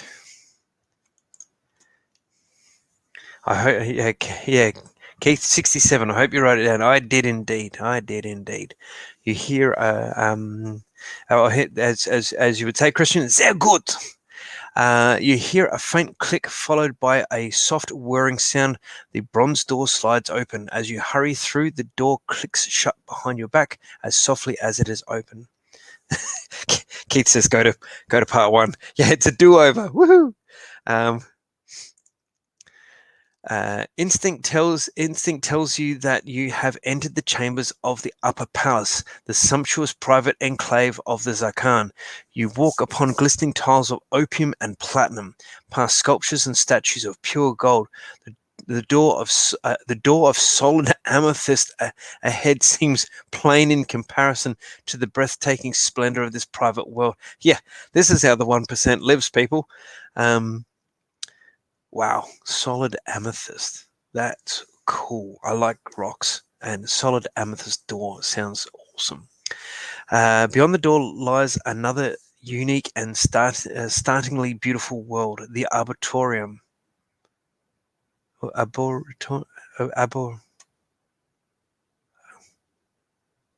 I am lost for words for anything. Arboretum. It's a place with plants. A circular cathedral-like arena spreads out below you, the green velvet canopy alive with the sound of birdsong.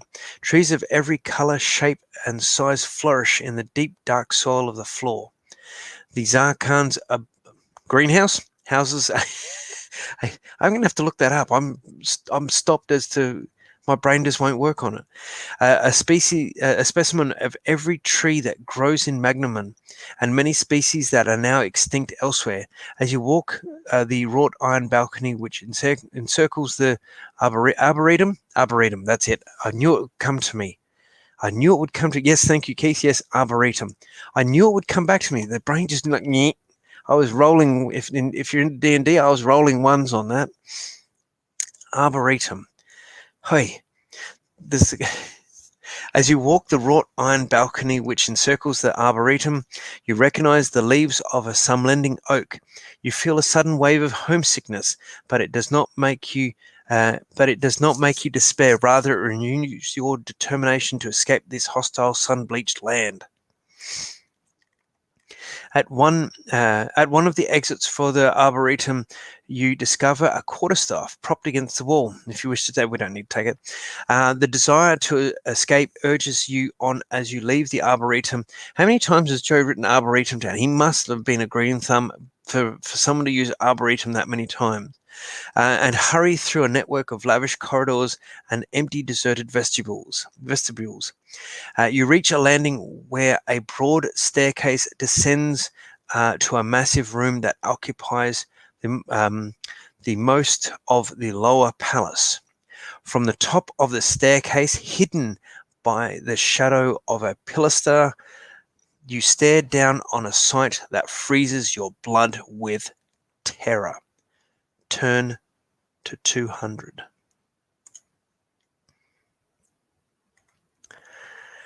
Strap in, kids, here we go. Upon a raised platform, if anyone remembers me saying there's 400 sections in this book and it was split into 2 books, here we are. Upon a raised platform carpeted with scarlet fur sits the Vasugonian Emperor Zarkhan Kimar. He is robed in gold but devoid of all ornamentation. In his hand is an orb of black metal, and in his eye an ice-cold cruelty that chills your spine. The Zakan is a man of awesome countenance, but he pales in the shadow of his companion. Before him stands the cause of your terror. A helm as black as death itself hides the face, but the stench of decay and a hideous sepulchral voice betray the identity. Give me, lone wolf. It is the fell voice of a mortal enemy, a dark lord of Helgdad. As the Zakan rises to his feet, you notice a flicker of doubt or perhaps of fear dim his cruel gaze, but he is quick to mask it. He will be brought to you at sunset in exchange for the orb of death. It is agreed. You have the orb, echoes the chilling voice. Give me, lone wolf. The Zakan hides his fear well, but time is not on his side. The game of bluff he is playing is deadly. However, the fact that he has not yet discovered the evidence that he has not yet been discovered is evidence of his powerful will, for you sense the Dark Lord is persistently clawing and probing at his mind. You will get the Northlander, Lord Harkon, says the Zakan, but his voice curt with anger.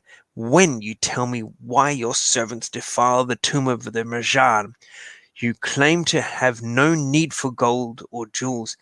Why then do you plunder the graves of our ancestors? A deadly quiet fills the hall, with only the unnatural hiss of the Dark Lord's breath disturbs the silence. This land, this insignificant speck of sand, harbors two small thorns that prick our skin. We seek to remove them both forever. The fledgling Kai, lone wolf, is the thorn that denies us Summerland. The tomb of the Marjan hides the other thorn that threatens us, the accursed book of the Magna Kai. Your heart pounds as the words echo in your head. The book of the Magna Kai. Suddenly, the reason why you have been enticed into a deadly trap becomes clear, and the sinister truth is revealed. The Book of the Magna Kai is one of the oldest legends of Summerland. With the wisdom of the Magna Kai, Sun Eagle, the first Kai Grandmaster, instilled the disciplines into the warriors of the House of Ulnar, the bloodline of your king, that were to save your land from devastation at the hands of the Dark Lords. The Book of the Magna Kai was lost hundreds of years ago, but its wisdom was kept alive, handed down through generations of Summerlanding warriors so they could share the strength to resist their eternal enemies, the Dark Lords of Helgdad. If the Dark Lords discover and destroy the Book of the Magna Kai, the secrets will be lost forever. And when you die, the Kai will become extinct. However, if you discover the Book of the Magna Kai first and deny the Dark Lords their prize, all the wisdom of the Magna Kai will be revealed to you. Though it's through its wisdom you will become strong enough to reach the ultimate achievement for a Summerlanding warrior, to become a Kai Grandmaster. However, the peril and the glory of the quest that lies ahead are distracting you from the more immediate danger. To discover this danger and to begin the quest for the Book of the Magna Kai, turn to part 2 of Shadow of the Sand. You begin your adventure at 2:01. Cool. Well, that is very cool. Very cool. Jason says, halfway there. Yes. Halfway there. Alrighty. I say, okay, we've done well, people. We've done well. I reckon let's have a little quick 5-minute break. Go and get a drink. Go and get some food. We're an hour 44 into this. I reckon we can do this. I'm going to just put the splash screen back up again. 5 minutes, toilet, drink, food, anything you need, and we'll be back here in in about 5 minutes. Alrighty.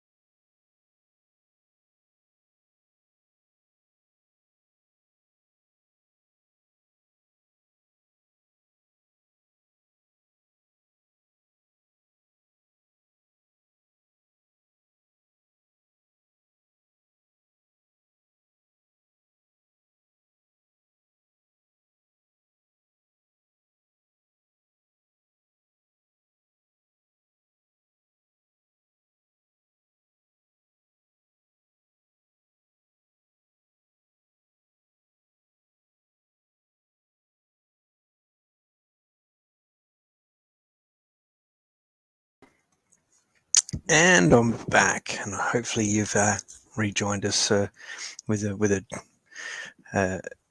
not sitting funny and going cross-eyed and need a toilet break. Hopefully people have done that and got yourself a drink and something to eat. Let's have a look under here. Comments. Keith, time to pour a bowl of cereal. Cool. Christian. Oh, Christian's had to go. Oh. Auf Wiedersehen. Tschüss.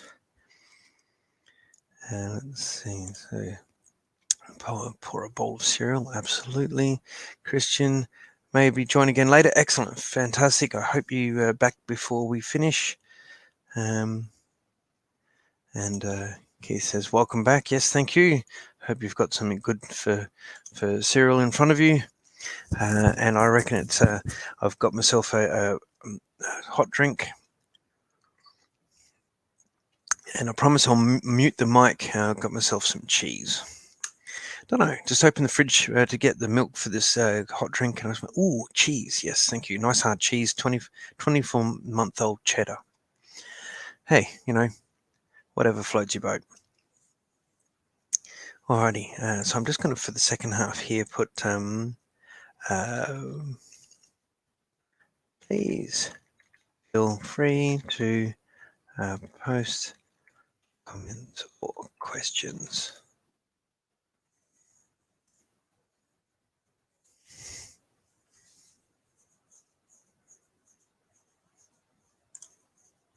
So we'll just pop that there so everyone knows that you can ask questions. It can be about the book, can be about Lone Wolf in general. I'm happy to answer. Alrighty, let's get back into it. So section 201. So what we're going to do is we're going to heal a point because non-combat section. Suddenly, you catch sight of two warriors creeping towards you from a passage to your right. Now, this is not technically, you're not in combat yet, so this is where we can have this point recovered. They are clad in jet black armor and scarlet robes, and their hideous death masks identify them as Dracarim warriors. They are men, but they are evil men, as evil as the Dark Lords whom they serve. One of them holds a razor-fanged Akataz, a creeping leathery war dog, straining on a chain leash. The Draka hisses, and the Akataz springs towards your throat. Now, for ages, I thought this was always Akanaz. I must have misread that in one of the books. I always thought the dogs were Akanaz, but it's Akataz. If you wish to fight this creature, turn to 273. If you wish to try and evade the escape and the attack and escape, 285. So what do we think? We're attacking this war dog, or are we going to book it? Keith says, Wallace and Gromit would approve of the cheese. Absolutely. Cheese. Alrighty, so we fighting this war dog, or are we going to book it? What do you think? What do you think?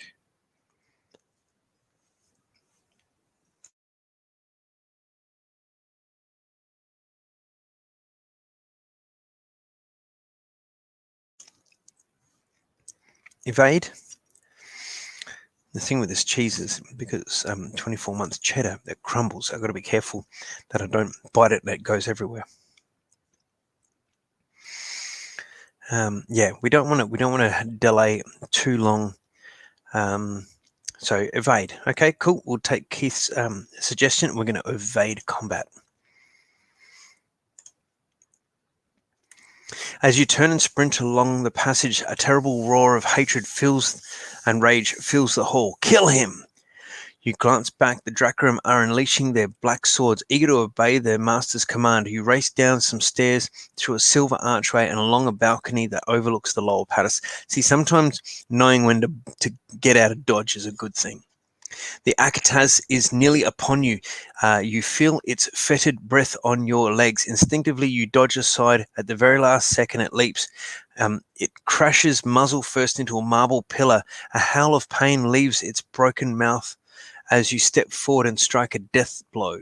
It will never attack again.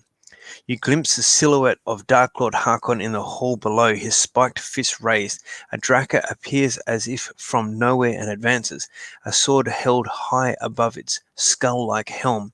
There is a deafening crack as a bolt of blue lightning streaks from a stone in the Dark Lord's hand and comes hurtling towards you. The Draka lunges and wounds your arm. You lose 2 endurance points. I think I forget to heal for that one. Yeah, that's right. Okay, we're down at 26. Next one I'll heal.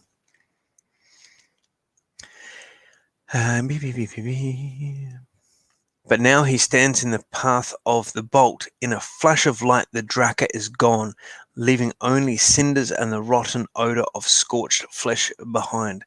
So the proverbial smoking boots. And there he is there. Catch you later, Mr. Draka. Thanks for taking our place. As you can see, that's classic Gary Chalk artwork there. At the end of the balcony is another arch and a staircase. If you wish to escape through the arch, turn to 381. If you wish to escape by the stairs, turn to 317. I like Keith. Yeah. So just because I've got to switch between 2 windows here, I might see some of these comments a little bit late. So yes, Keith said evade, Rune said evade, and Keith said run like your hair is on fire. I love it. I love it. So how are we escaping? Arch or stairway?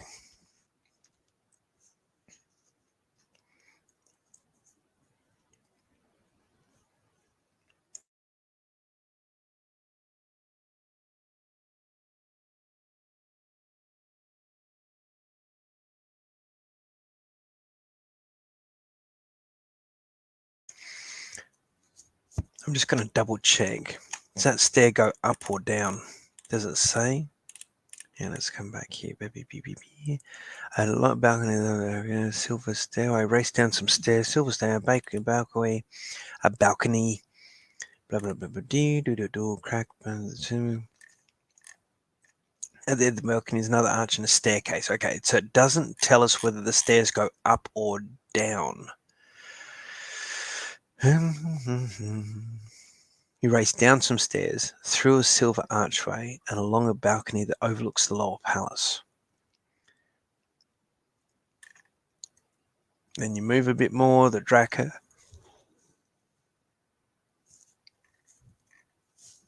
At the end of the balcony is another arch staircase. Okay, so it could be up or down those stairs, and the arch is 381. So Keith says arch, Rune says arch. Let's go arch. To the archway. Okay, You run through the arch and straight into a black-robed palace guard. You bruise your ribs and the impact throws you off balance, but you manage to grab the wall to stop yourself from falling over. The guard lies sprawled upon the floor, but with incredible swiftness he draws a shining steel axe and lashes out at your legs.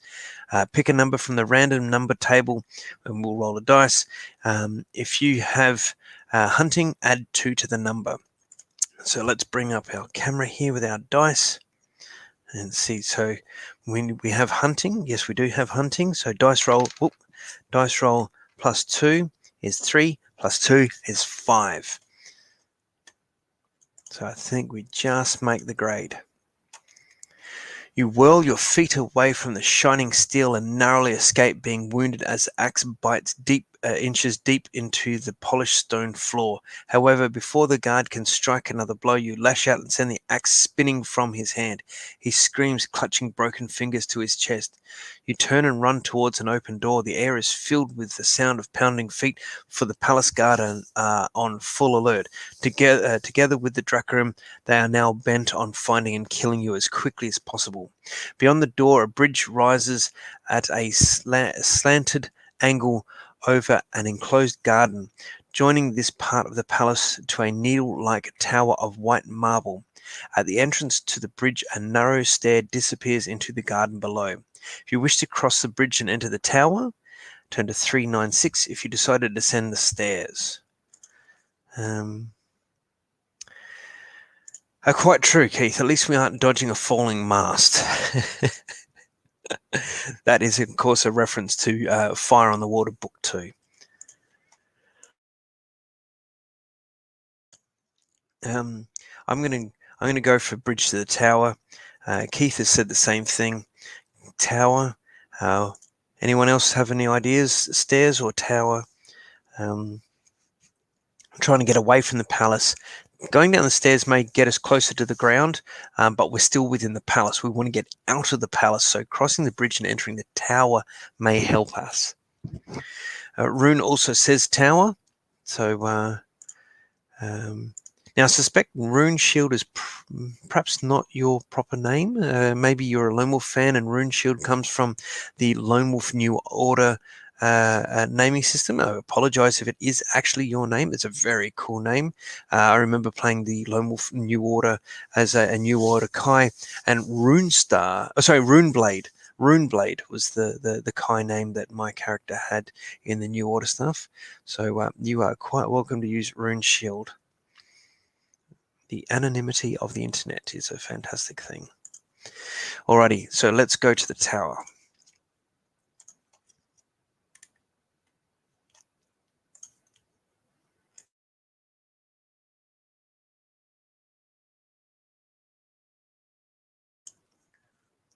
Excuse me for yawning there.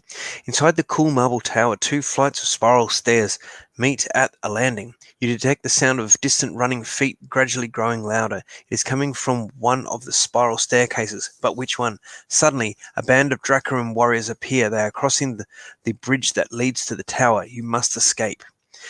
We do have Sixth Sense. It's asking about ascending or descending the spiral stairs. Let's use Sixth Sense. Your Kai skill warns you that the 2 palace guards are running up the spiral stairs from the guard room at the base of the tower. Quickly, you ascend the stairs before the Dracarim enter and see in which direction you have gone. Let's heal for that section non-combat. Keep forgetting to do that. Non-combat. Let's heal for that one as well. 28. So we can go back up to 32 because we've got the chainmail waistcoat again. The stairs are high and steep. You gasp for breath.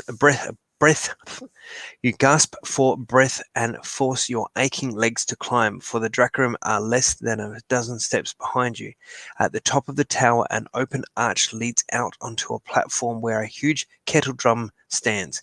This is used by the tower guard to send messages to the other palace towers. A bleached hide is stretched across its surface, and a black wooden beater hangs from the side. If you wish to push the drum down the tower stair, turn to 329. If you prefer to ignore the drum and escape out onto the platform. I reckon we could push that thing down the stairs. That'd be pretty cool. If nothing else, it'll block the guards or at least slow them down. So yeah, we could potentially push the drum down the tower stairs. Let's have a look. Flicking back to look at comments. Keith says Rune Shield is a very Kai name. Yes, it is. Rune Shield says it's not my real name. It made especially for Lone Wolf playthroughs. There we go. How about that? Awesome. It takes a Lone Wolf fan to know a Lone Wolf fan. But you're very welcome to be here. Yeah, let's push this drum down the stairs. The heavy copper drum rolls from its wooden base and crashes down the tower stair, a thunderous boom echoing from the dark as it careers on a collision course with the enemy. The screams of horror are cut short as the drum hurtles through the ranks of Dracarim, crushing them into the hard stone steps. Your quick action has scattered your pursuers, but victory turns sour when you discover that you are trapped. There are no other stairs from the platform. You have delayed the Dracarim, but your reprieve is only temporary. If you possess a rope, and you can attempt to climb down to the gardens below. If you do not possess a rope, we do have a rope. Fantastic. That's a non-combat section, so let's heal another point. Tying one end of the rope to the parapet rail, you drop the other end over the side and glisade down the tower. You have reached halfway when you see 2 Drakram above you soaring at the knot. Suddenly the rope snaps and you plummet into the void. Oh no, pick a random number. Oh, okay, just when I thought it was, yeah. 4. This could be okay.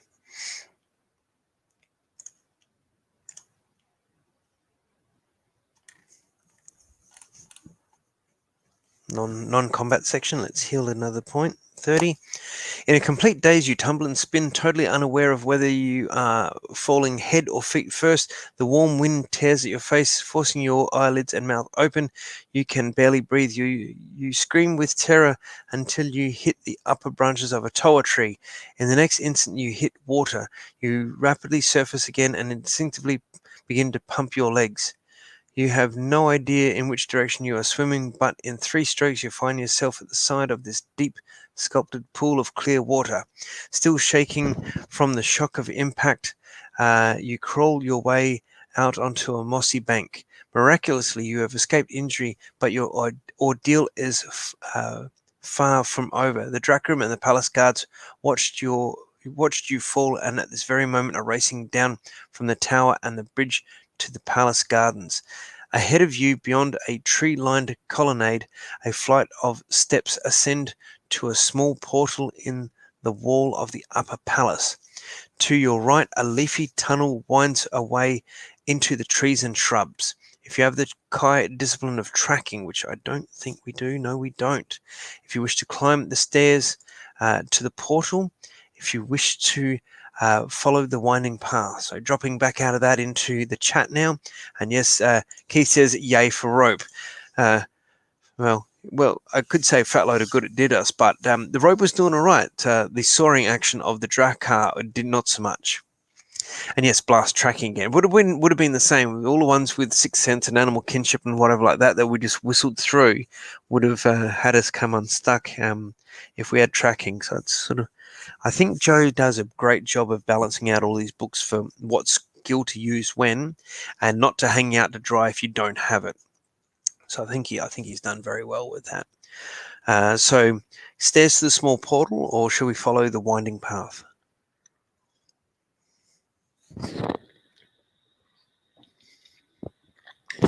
Sorry about the drinking noises there. I keep forgetting to mute because I'm just getting a little bit dry in the throat trying to read these and read them not too slowly either.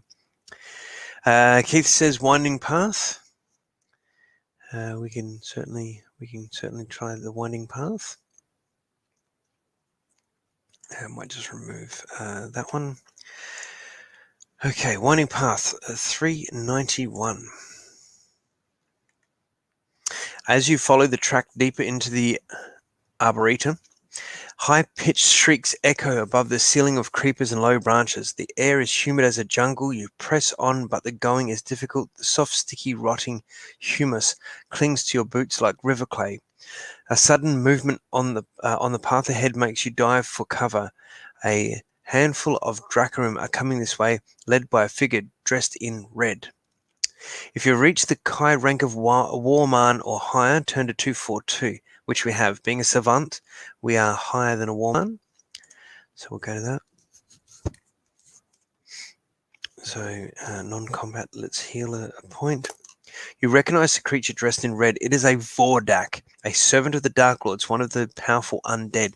Vordaks possess great psychic power, and you feel it scanning for you with its mind force. You know that if you are to avoid these evil troops, you will not only have to hide, but also shield your mind.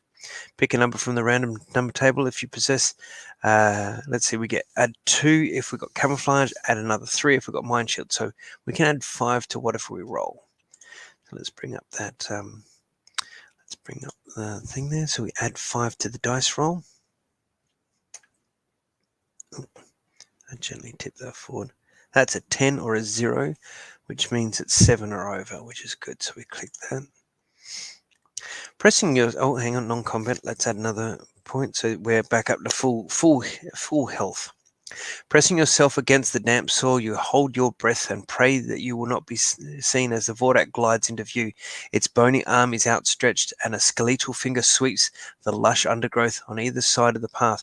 You sense the Vordak is using its mind force to try and locate your hiding place. As the finger points in your direction, a wave of pain washes over your body. You are near to crying out when the pain ceases. You have not been detected. The finger sweeps away, and the enemy continues its search along the path. Oh, that was lucky.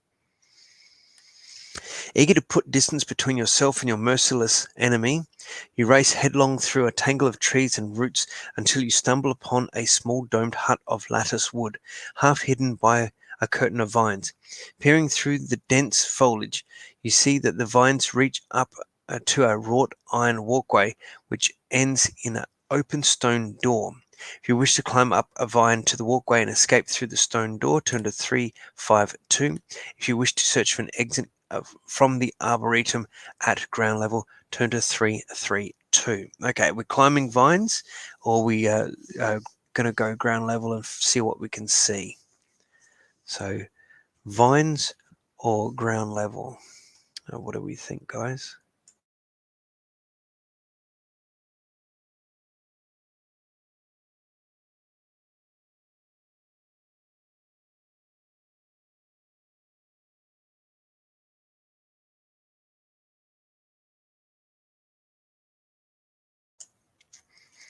Alrighty. I'm gonna odds and evens. Rune says ground. Keith's not sure. I can roll a dice. We can go odds or evens to see how fate decides for us. Keith says ground level. No, okay, we'll go ground level. Okay. Leaving the arbor, you press on towards the outer wall of the arboretum. Through the dense foliage, you can make out a narrow arched doorway that leads to an open chamber. A stair ascends to a parapet walkway, at the end of which is a stone door. You are halfway up the stairs when the sound of a crossbow being cocked freezes your blood. Yeah, that's not a happy noise that we want to hear right now. To turn back now would be suicide. You grit your teeth and bound up the stairs as a hail of crossbow fire slams into the steps on either side of you. Now, this is not happiness, but we're at least still moving and alive. A crossbow bolt grazes your shoulder as you reach the walkway, making you dive for cover behind its low parapet wall. You lose 1 endurance point. Okay, so we're to 31. 2 more bolts ricochet from the stone lip barely inches from your head. The stone door is shut, secured by an iron bolt from this side. To pull open the bolt, you will have to expose yourself to crossbow fire, for the bolt is clearly in view above the lip of the wall. Aha, mind over matter. This is where we can use mind over matter. Thank you. Yes. You stare at the bolt, willing it to move. The sound of running footsteps behind you sends a cold shiver down your spine as you realize that Drakrim are storming the stairs.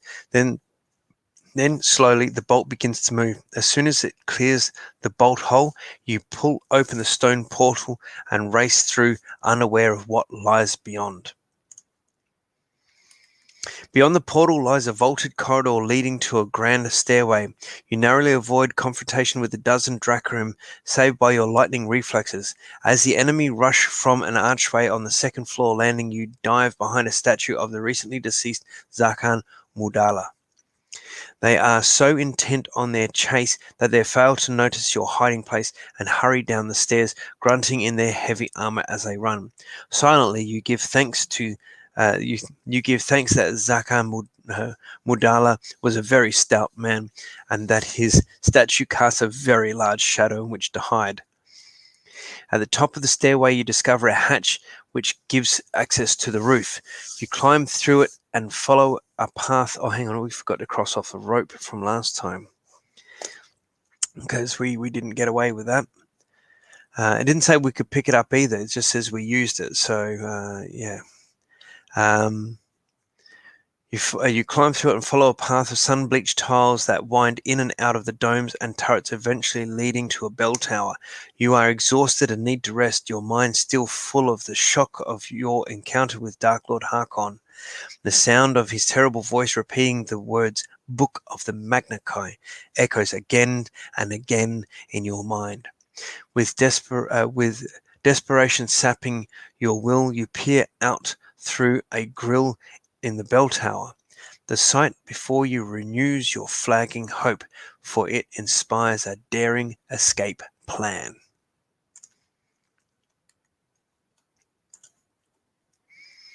Below the bell tower, you see a line of Itikar pens, each with its own circular landing platform. Itikar are a breed of large black birds that nest in the areas high in the peaks of the Dahia and Vakar mountains. The Vasagonians have long since tamed these giants of the skies, using them as winged mounts for their army leaders, their scouts, their couriers, and envoys. An Itikar and rider swoop down out of the reddening sky and alight upon the platform nearest to the bell tower. Slaves hurl a rope to the rider, who in turn fixes it to the saddle ring before he jumps down to the ground. The Itikar caws and beats its huge wings as it is slowly winched into a pen by a hidden capstan. The rider and the slaves leave the platform. There is now only one sentry on guard at the pen. If you can overpower him, you can make your escape on the back of a giant bird. Cool. If you possess a blowpipe and sleep dart, nope. So we're going to that one. We don't. You leave the bell tower and make your way down towards the sanctuary. At first, dodging from one turret to the next, it is easy to remain unseen. However, for the final 30 yards to the landing platform, you will have no cover, for the platform and the palace roof are linked by an exposed gangplank. If you are to overpower the sentry, you must cross the gangplank undetected. If you have mind over matter, which we do, if we don't, it's random number. So we've got mind over matter. We'll take this one section to heal that point back up. 32. Excuse me. Just going to take a drink of water.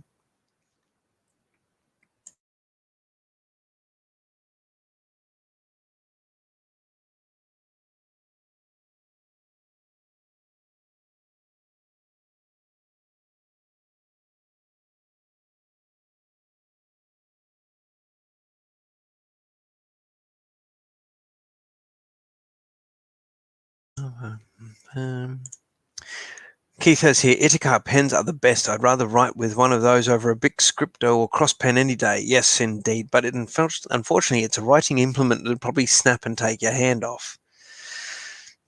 Them's the breaks. Boom, boom. Focusing your skill on a money pouch that hangs from the sentry's belt, you concentrate on untying the leather thong that secures it. Seconds later, the pouch drops to the ground and spills its contents. The guard yelps in horror as he sees his gold rolling over the edge of the platform and drops to his knees to gather what little remains. As he turns his back, you break cover and run across the gangplank. Your speed and stealth carry you across the gangplank undetected. When you strike, the guard is still on his knees, picking up his scattered gold. Your attack is silent and deadly. Did we fire at him? I don't know. If you wish to search the guard's body, let's have a look at the guard's body. 8 gold crowns. So you discover little of interest, 8 crowns and a brass whistle. I reckon we might take that brass whistle.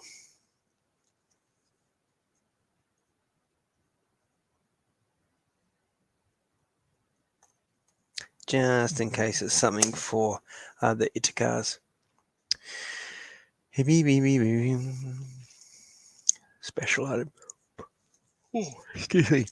Suddenly, a noise alerts you to unwelcome company. Dracarim are rushing along the tiled pathway that leads to the pens. Without a moment's hesitation, you turn and run inside the Itikar's enclosure. The great black bird beats its massive wings, cawing hoarsely through the dome pen. 2 black eyes, fierce and cold, fix you with a deadly stare as you edge nearer to its perch. Grabbing the saddle pommel, you hurl yourself up, uh, but suddenly there is a flash of razor-sharp talons. Instinctively, you shield your face against a glint of orange sunlight, as a glint of orange sunlight is caught on the Ithaca's curved beak, for it slashes the air barely inches above your head. If you have animal kinship, well, we do. Have you have an onyx medallion, which we don't. Otherwise, it's random number time. Animal kinship, thanking you. It can take many years for a rider to tame an Ithaca, for by nature they are wild and malicious creatures. You use your Kai skill to communicate with the giant bird to assure it that you mean no harm.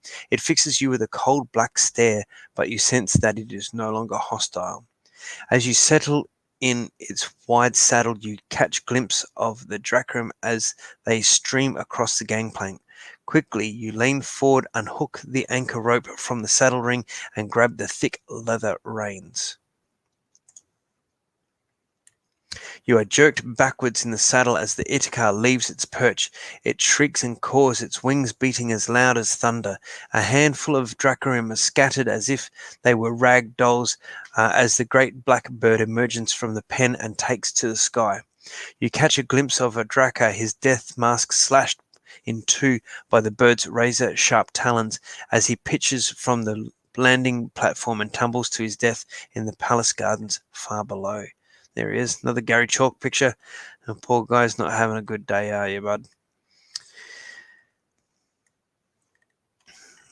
Okay, we've got a bit of reading here. Let's check for commentary. Okay. The gold domes of the grand palace soon grow smaller as the Ithaca gathers speed. Soon you have passed over the city wall and are heading out towards the shimmering salt flats of Lake Inrahim. The land below is bathed in beautiful orange twilight as the sun slowly sinks behind the Dahir mountains to the west. Elated by your escape, you throw back your head and give voice to a triumphant yell that is carried away on the chill evening wind. As if in answer to your cry, an echoing chorus of shrieks pierce the sky. Fear returns to your heart as you catch sight of a flock of Kran, hideous leather-winged flyers. Each carries a Dracarim warrior on its back. Oh no, we got company. They are over a mile behind you, but they are quickly closing the gap. Less than an hour of light remains.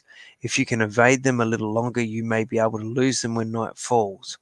You must decide in which direction to fly, for you are now above the center of Lake Inrahim. Consult the map before you make a decision. If you wish to steer the Ithaca south towards Dahir Pass, if you wish to head east towards the town of Chula. Okay, let's go to the map.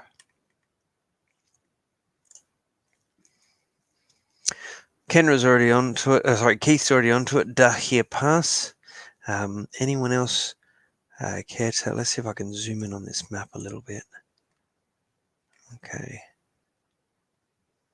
So let's bring that across. Oh, no, that's not what I wanted to do.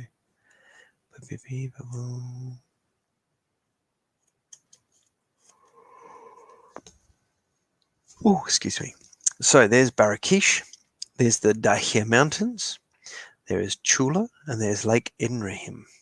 So we're about in the middle of Lake Inrahim, so we can either go Chula or the Dahir Mountains. I think, so Keith's saying Dahir Pass. No one else has got any ideas? I reckon, yep, let's do it. Let's go the Dahir Pass.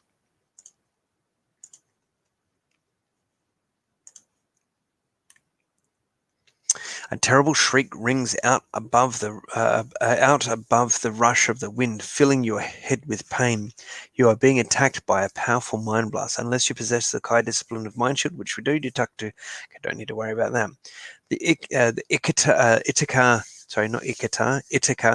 Ithaca shudders and frantically twists its head from side to side as the shriek rings out again. You sense that the great bird is in agony, racked by the mind blast. As you glance over your shoulder, your stomach becomes knotted with fear. A crane is swooping down to attack. On its back is your adversary, a Vordak, one of the undead and a hideous lieutenant of the Dark Lords. As the crane streaks towards you, the Vordak spreads its red-robed arms and leaps from the saddle. It lands behind you astride the Itakar's back, its skeletal fingers sunk deep into your mount's feathered flesh. The shock of the impact throws you forward, and the reins slip from your hands. The giant bird screeches in horror and pain as the Vordak's grip paralyzes its spine.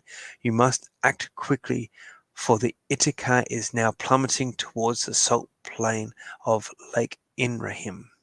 So there is their poor Itakar. If you possess the summer sword, yes, we do. We're going to whip out that bad boy and have at it that Vordak.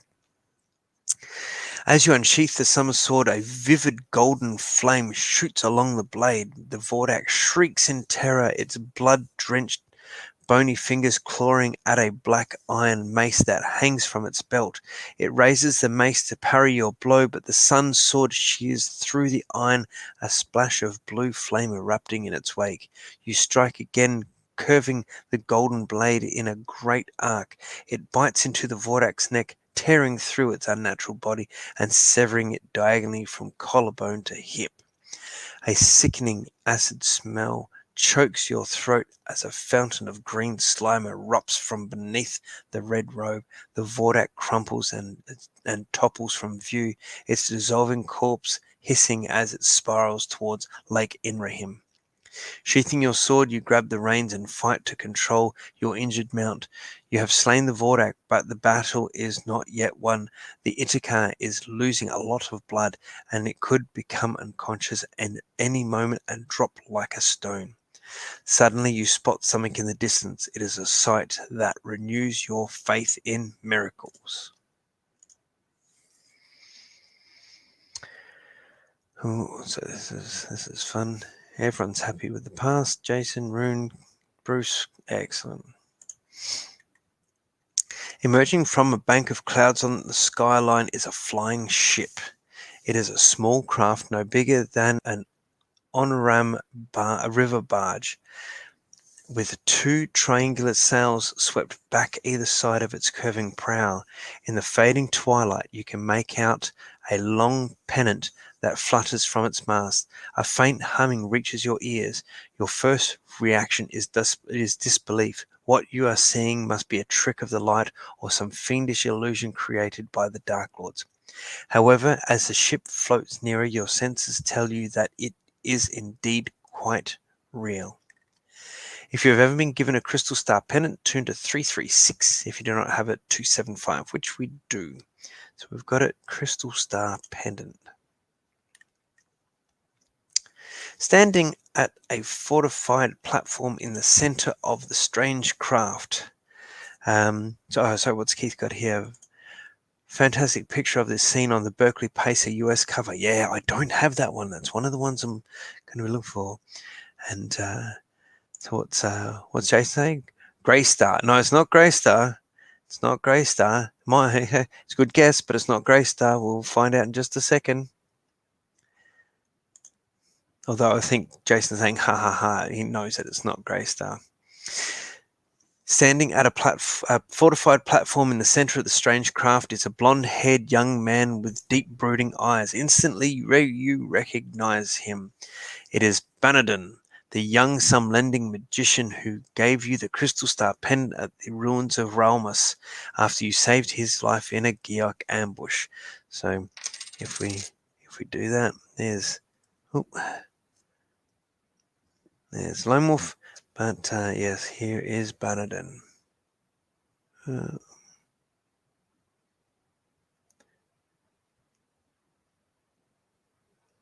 that's a 1980s Games Workshop Citadel Miniatures version of Banadon based on Gary Chalk's artwork. Let's just move that out of the way for a moment. Alrighty. Okay, you are so stunned by this unexpected appearance that you fail to notice the blood seeping from the Ithaca's mouth. The creature is near to death. Suddenly, the great bird lets out a pitiful and agonized caw. Its wings stiffen and its head falls limp as the last flicker of life escapes from its torn body. Ah, poor bird. I was hoping we could kind of keep this. It pitches you forward and your stomach heaves as you plummet towards Lake Inrahim. Random number time.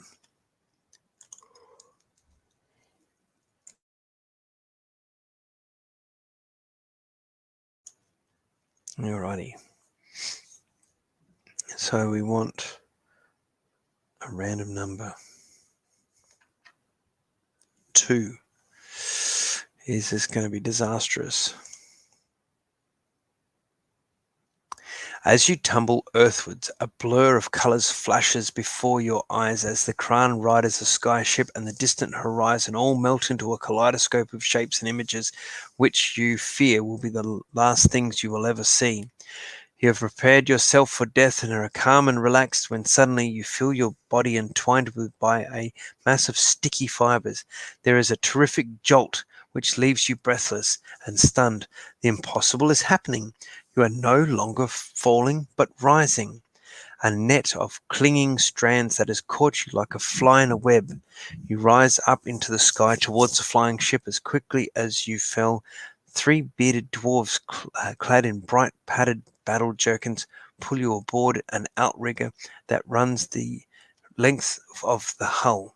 However, there is no time to express your gratitude, for the small skyship is under attack from the Kran riders. At the end of the outrigger, a dwarf is engaged in hand-to-hand combat with a snarling Draka. He is obviously losing. As you rush to his aid, another of the evil warriors lands in the center of the craft on top of the fortified platform. Okay, do you wish to help the dwarf? Do we want to leap from the outrigger onto the platform? I reckon we should help the dwarf. What do you think, guys? Should we help the dwarf? I think it's a good I think it's a good idea to help the dwarf. Think he's sort of not going to do too well, so let's help the dwarf. The Draka is strangling the dwarf as he catches sight of you. He releases his grip and smashes his mailed fist into the dwarf's face, sending him tumbling into space. Oh no! You are inflamed by this cold-blooded murder. You draw your weapon and attack. Hells yes we do. Okay, so we've got everything back, so our combat skill is back up to 29. 29 minus 18 is 11 combat difference ratio, and 20. They have 25 endurance points. So let's go to the combat table. Excuse me. Starting to get a bit late here. Combat results table. So 11 or greater. This could be really quick. So we're wanting this right hand one here. Let's just check, make sure I've got the dice up. Alrighty. 8. That's an instant kill. Look at that. If you look on the right-hand side table there, table, 8 corresponds to K/0. We didn't lose any, and we kill him outright. That's pretty cool. We don't have to muck about with that. I'll take that for a win. Thank you. Due to the speed of your attack, do not deduct any of your own endurance in the first round of combat. If you win this combat 213 rather, the Draka falls to his knees and makes a horrible rasping noise as he tries in vain to prise open his shattered death mask. Your blows have staved in his helm, and the buckled metal has fractured his skull. You lash out with your foot and kick him from the outrigger, sending him spiraling down to Lake Inrahim to join the dwarf he murdered. But the dwarf is neither dead nor hundreds of feet below. He hangs by his foot unconscious, snagged in the netting below the outrigger boards. You grab the dwarf's leg and haul him to safety before continuing the fight. The platform looks empty, no heads are showing above its armoured parapet, but you sense something is wrong. Instinctively, you leap from the outrigger onto the main hull, your weapon poised to strike. Ducking beneath the boom sail, you clamber onto the platform in time to witness a desperate struggle. The blonde-haired magician is pinned to the deck, his left arm skewered by a spear. With a staff in his right hand, he is trying to fend off the dismounted crown rider. The Drakkar senses your presence. He whirls round and draws a twisted black scimitar from its scabbard. Alrighty, so 18 to 29 again is 11, and again he's got 25, and it looks like we've got 3 rounds of combat to try and finish this by, which hopefully won't be too hard to do. So we're in this right-hand column 11 or greater, and let's roll that. Oh, I don't think I closed that portal to that. No, I didn't. Okay. 2. We lose 2, he loses 10, so he's down to 15. 2 is down to 30 for us.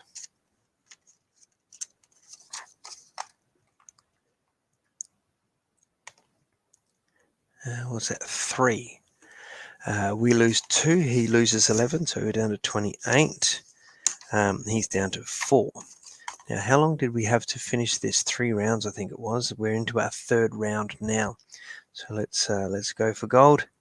That's a 5. A 5 means we lose 1, he loses 14, so we're on 27. But if he loses, was it 5? 5, yes. So he loses 14, which means he's at minus 10. So he's cactus. Cool. 3 rounds. We did it. The Drakkar curses you with its dying breath, his cry fading as he falls from the platform. You rush over to aid your wounded countryman, but the battle is not yet over. A crown rider is sweeping towards you, a crossbow leveled at your head. And it's not like in Lone Wolf at the moment, are you? He fires and the bolt shoots towards your face. Then a shrill metallic whine rings in your ears as the bolt miraculously ricochets away, deflected by an invisible shield. If you've ever been given a pendant, yes, we have. This must be a redundant from somewhere there. We do have a pendant. Bannerton lowers his staff, the trace of a wry smile on his pain-racked face. Alas, I was too slow to protect myself, Lone Wolf, he says, glancing at his arm. You kneel at his side and free the spear that pins him to the floor. The wound is serious. Hastily you staunch the bleeding with strips of cloth torn from his dark blue robes. You recognize the robes, for they are the attire of a journey master. It seems that young Bannerton has achieved distinction among his brother magicians since last you met. It appears that we are fated to meet in their company, he says, still watching the crown riders anxiously. Help me to my feet. We must escape before they drag us from the sky. You support the magician as he grasps at the ship's helm, a radiant crystal sphere with hundreds of glowing facets set on a slim silver rod. No sooner has his hand closed around the crystal than there is a tremendous explosion. The explosion is followed by a huge cloud of smoke which engulfs a cabin perched at the rear deck. As the noise rumbles across the desolate salt plain, you hear the agonizing shriek of a wounded Kran. It spirals past the platform, a ragged hole rent in its broken wing. And there's one of the dwarves from the Skyrider with his boar musket.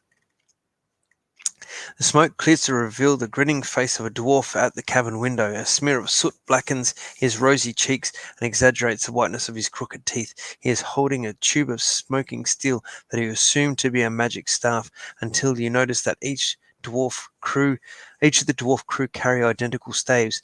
As they point them at the swooping Kran, gouts of smoke and flame bellow from their tips. Suddenly you recognize the weapons and their wielders.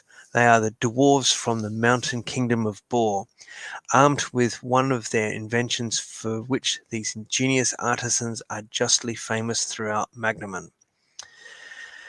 Anyone read Rune War?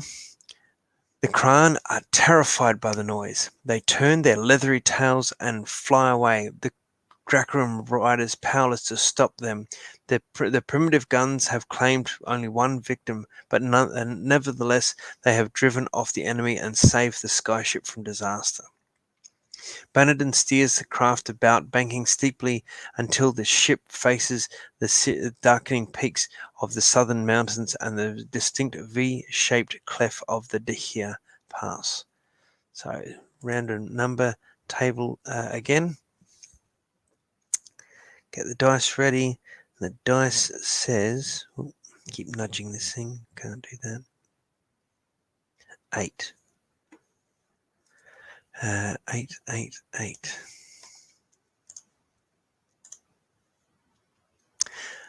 The dwarves are clearing the deck of battle debris. A dead Drakkar lies sprawled face down across a pile of chests and sacks roped beneath the boomsail. As the dwarf grabs his legs to cast him over the side, he suddenly springs to life, sending the dwarves tumbling in all directions. He screams like a fiend, his black axe cutting a wide arc around his blood-smeared body. A curse vile and evil echoes from his death mask as he draws back the axe to throw.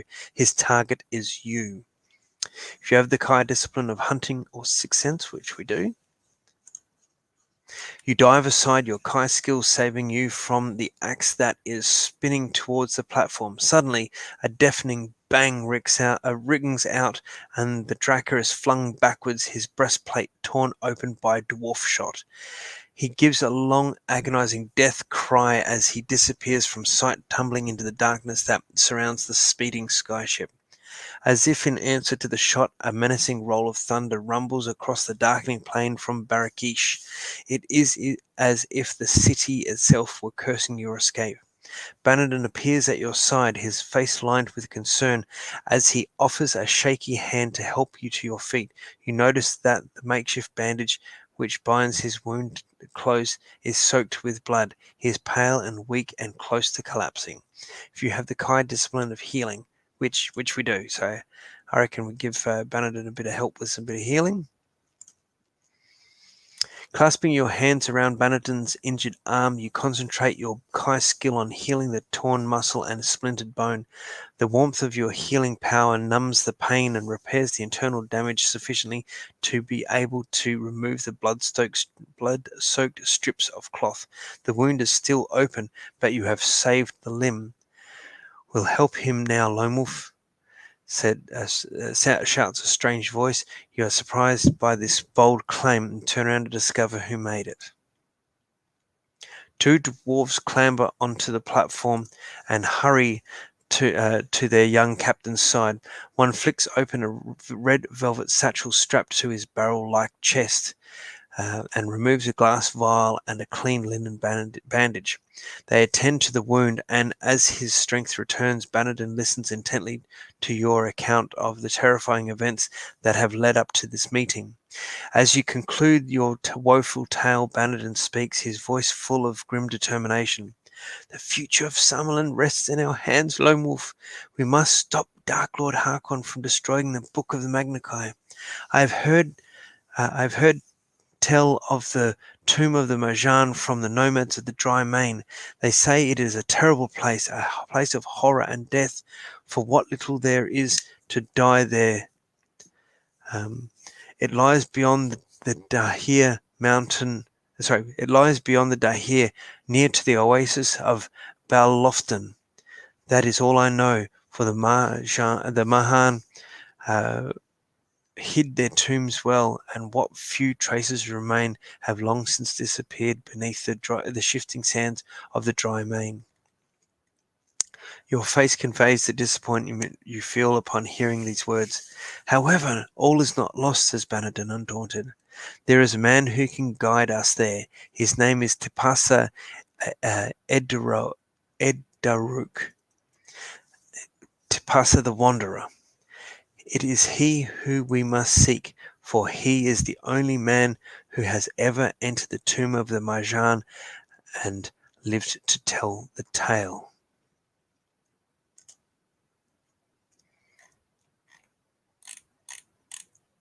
Non-combat section, 26.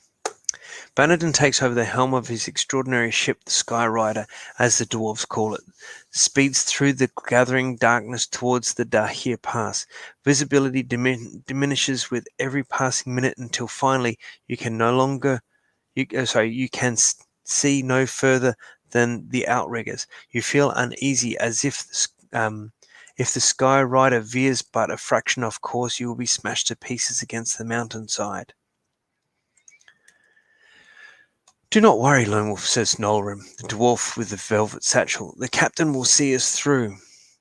Bannerton stands with his hand resting lightly on the glowing crystal, relaxed as if in a trance. His eyes are closed and a crackle of energy like fine white lightning traces an intricate pattern over his forehead and temples. The dwarf leads you to a cabin at the rear of the craft where the crew are excitedly recounting their victory over the Crown Riders. They are seated about a table cluttered with plates of steaming food and jugs of foaming ale. The rich smell of spiced meat and boar brew fills your nostrils, reminding you of how ravenous hungry you are. You make short work of the meal and marrow placed before you restore 3 endurance points. Let's do that now. 29. However, you are unsure about accepting a jug of ale. Boar brew is so strong that in many cities of Magnemont it has been banned for fear of the havoc it will cause. Alrighty, this is definitely, let's go to everyone to see what people think. Are we drinking the boar brew or not? I'll just step away from the computer for a moment. I'll leave you to have a think and a look about that. Just give us half a tick.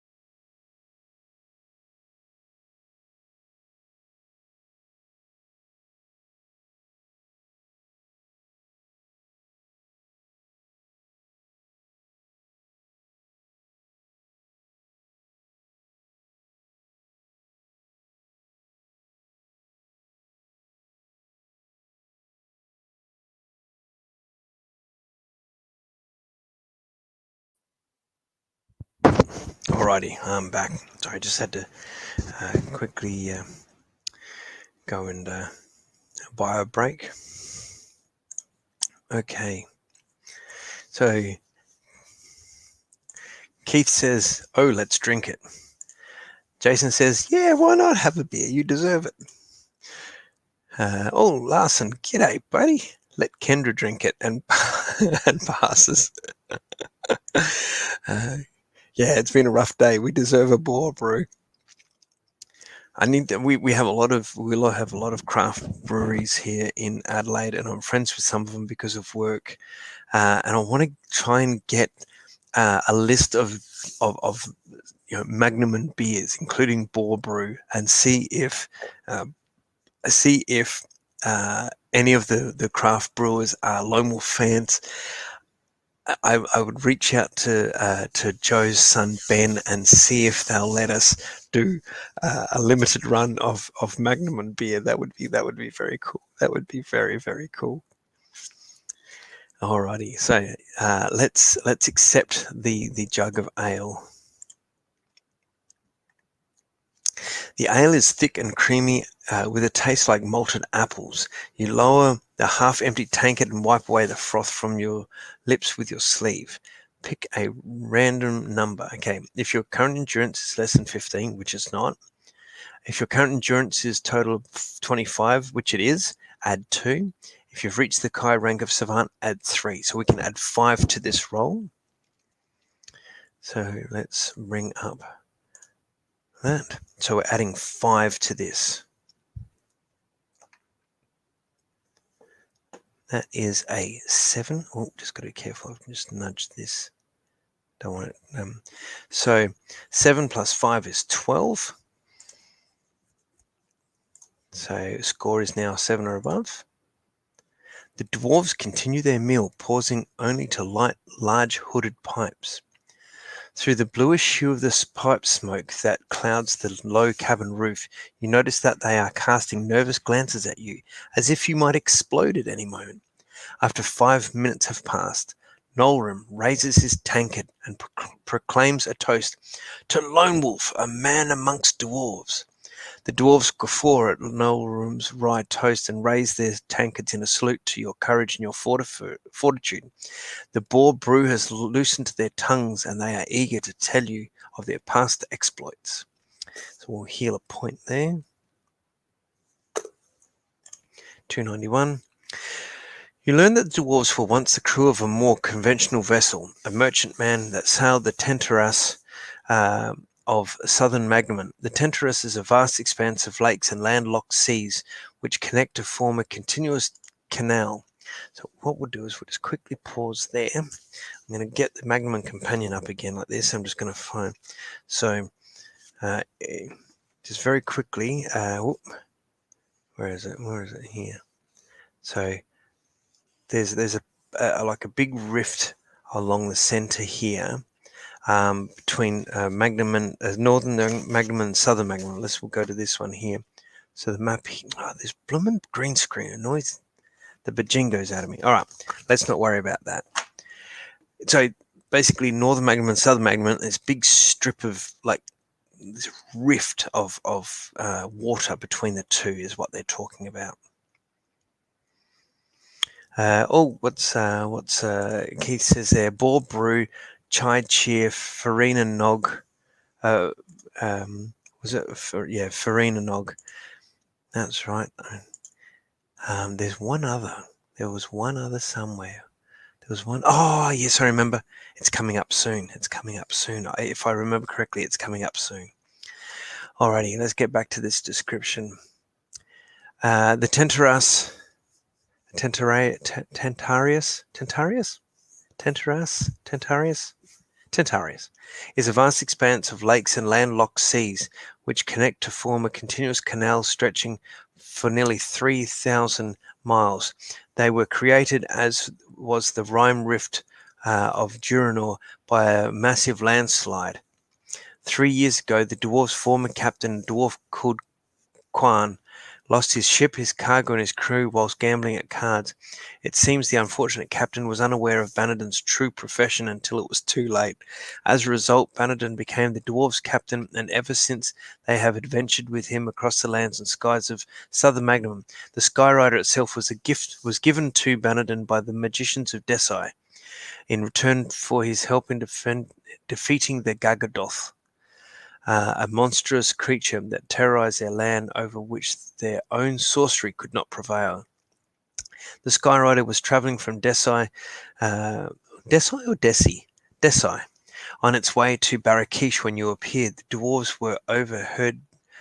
dwarves have overheard your talk with Bannerden and are excited by the prospects of a new adventure. They seem undaunted by the deadly dangers that it will certainly involve. 359. Heal a point. The fatigue of your ordeal finally catches up with you.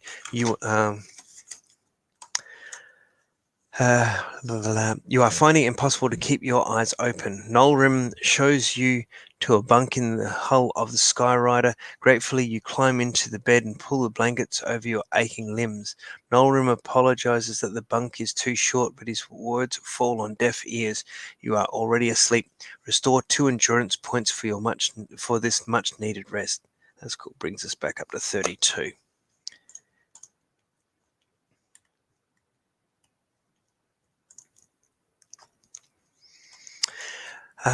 You wake shortly after dawn to the sound of snoring dwarves and the low hum of the Skyrider. Gathering your equipment, you climb on deck to find everything in shadow, for the Skyrider is hovering beneath a massive outcrop of sandstone that juts out from the side of a mountain, thousands of feet above the valley floor below.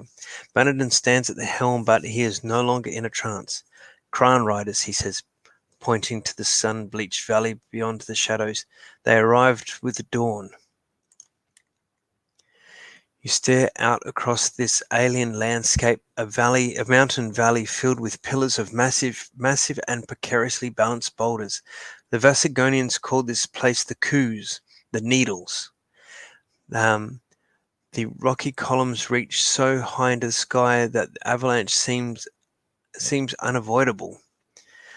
Perched upon 2 of the columns are Kran, their Dracaran riders scouring the valley with telescopes. An hour passes before they take to the air and disappear. Trim the boom sail, boatswain Nolrim, orders Bannerton, his voice barely audible above the increasing hum of the Skyrider. We've a fast run ahead. If you possess a black crystal cube. No, we don't. The voyage through the Coups is breathtaking. The Skyrider glides between the towers of rock that rise from the valley floor with fantastic and unearthly grandeur. Unearthly grandeur. Far below, sulphurous water bubbles from fissures in the orange ground, and streams of hissing lava carve circular channels, which glow like motes of liquid fire.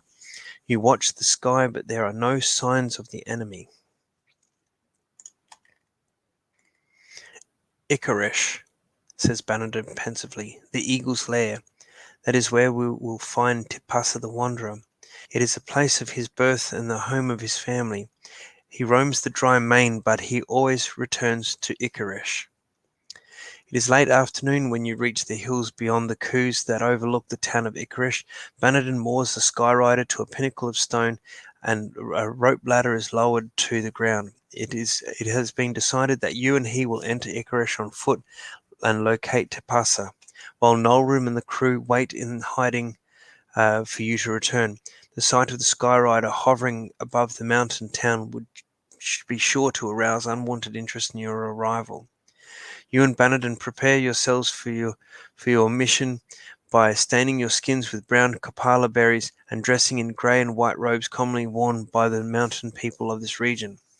You bid farewell to Nolrim and set off across the barren hills. So, rolling a number.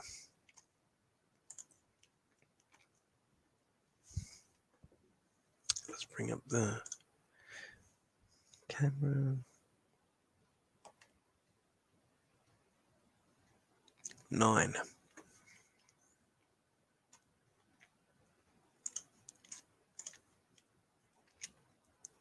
You trudge through the loose red sand, your faces covered to protect them from the dust and the blazing heat. The landscape is stark and desolate. All that seems to thrive here is the wire-hard grass that scratches your boots and leggings. You soon come across a dried riverbed that leads to a cave in an orange sandstone hillside. A wooden plaque is nailed by the mouth of the cave, but you are unable to understand the strange words painted on its sun-blistered surface. If you wish to investigate the cave, 235. If you wish to press on towards Ikaresh. We're doing a bit of sightseeing, or we mission in hand? Oh, we're just coming up on 3 hours, so hopefully we're not sort of too far away from finishing this. Hopefully we can find what we need to find. We investigating the cave, or are we pressing on to Ikaresh? Tempted to roll a dice. Oh, excuse me. We can investigate the cave, I suppose. If there's anything bad, we'll just book it before it gets too crazy. Rows of stalactites hang from the roof of the cave like the fangs of some incredible monster, and the bubbling of a distant geyser echoes eerily through the unknown depths. You begin to explore and eventually reach a place where a natural bridge of rock arches over a steaming course of water.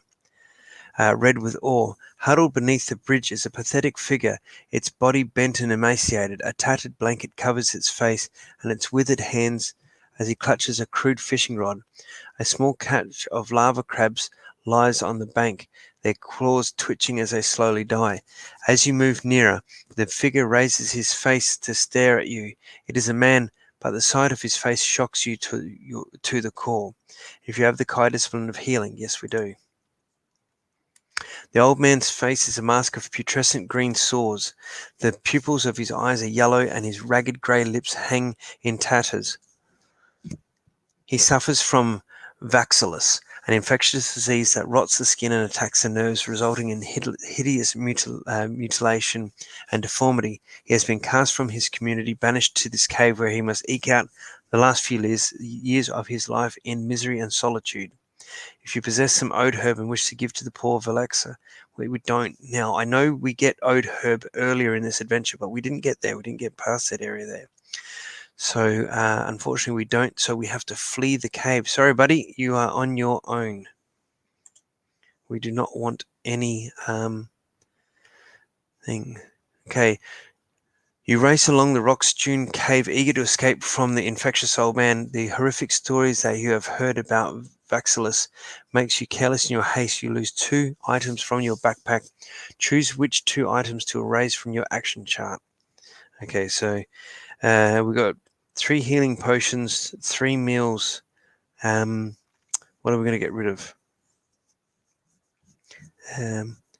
What we might ditch is a meal, special rations, and that lighter lamp spur 4 healing point thing. Keep the other 2. So that's 2 items rather. So we'll put meal back on there because it's easier to write that one. 2, 4, 1.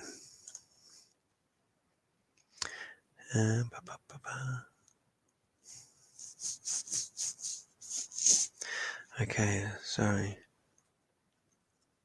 Oh, what's we got here? We missed the Koshar. Yeah, Koshar. That's right. That's right. Keith Koshar. We must have missed that as well. A couple of meals. Jason says drop 1 meal. We did drop 1 meal. We dropped a healing potion and a meal.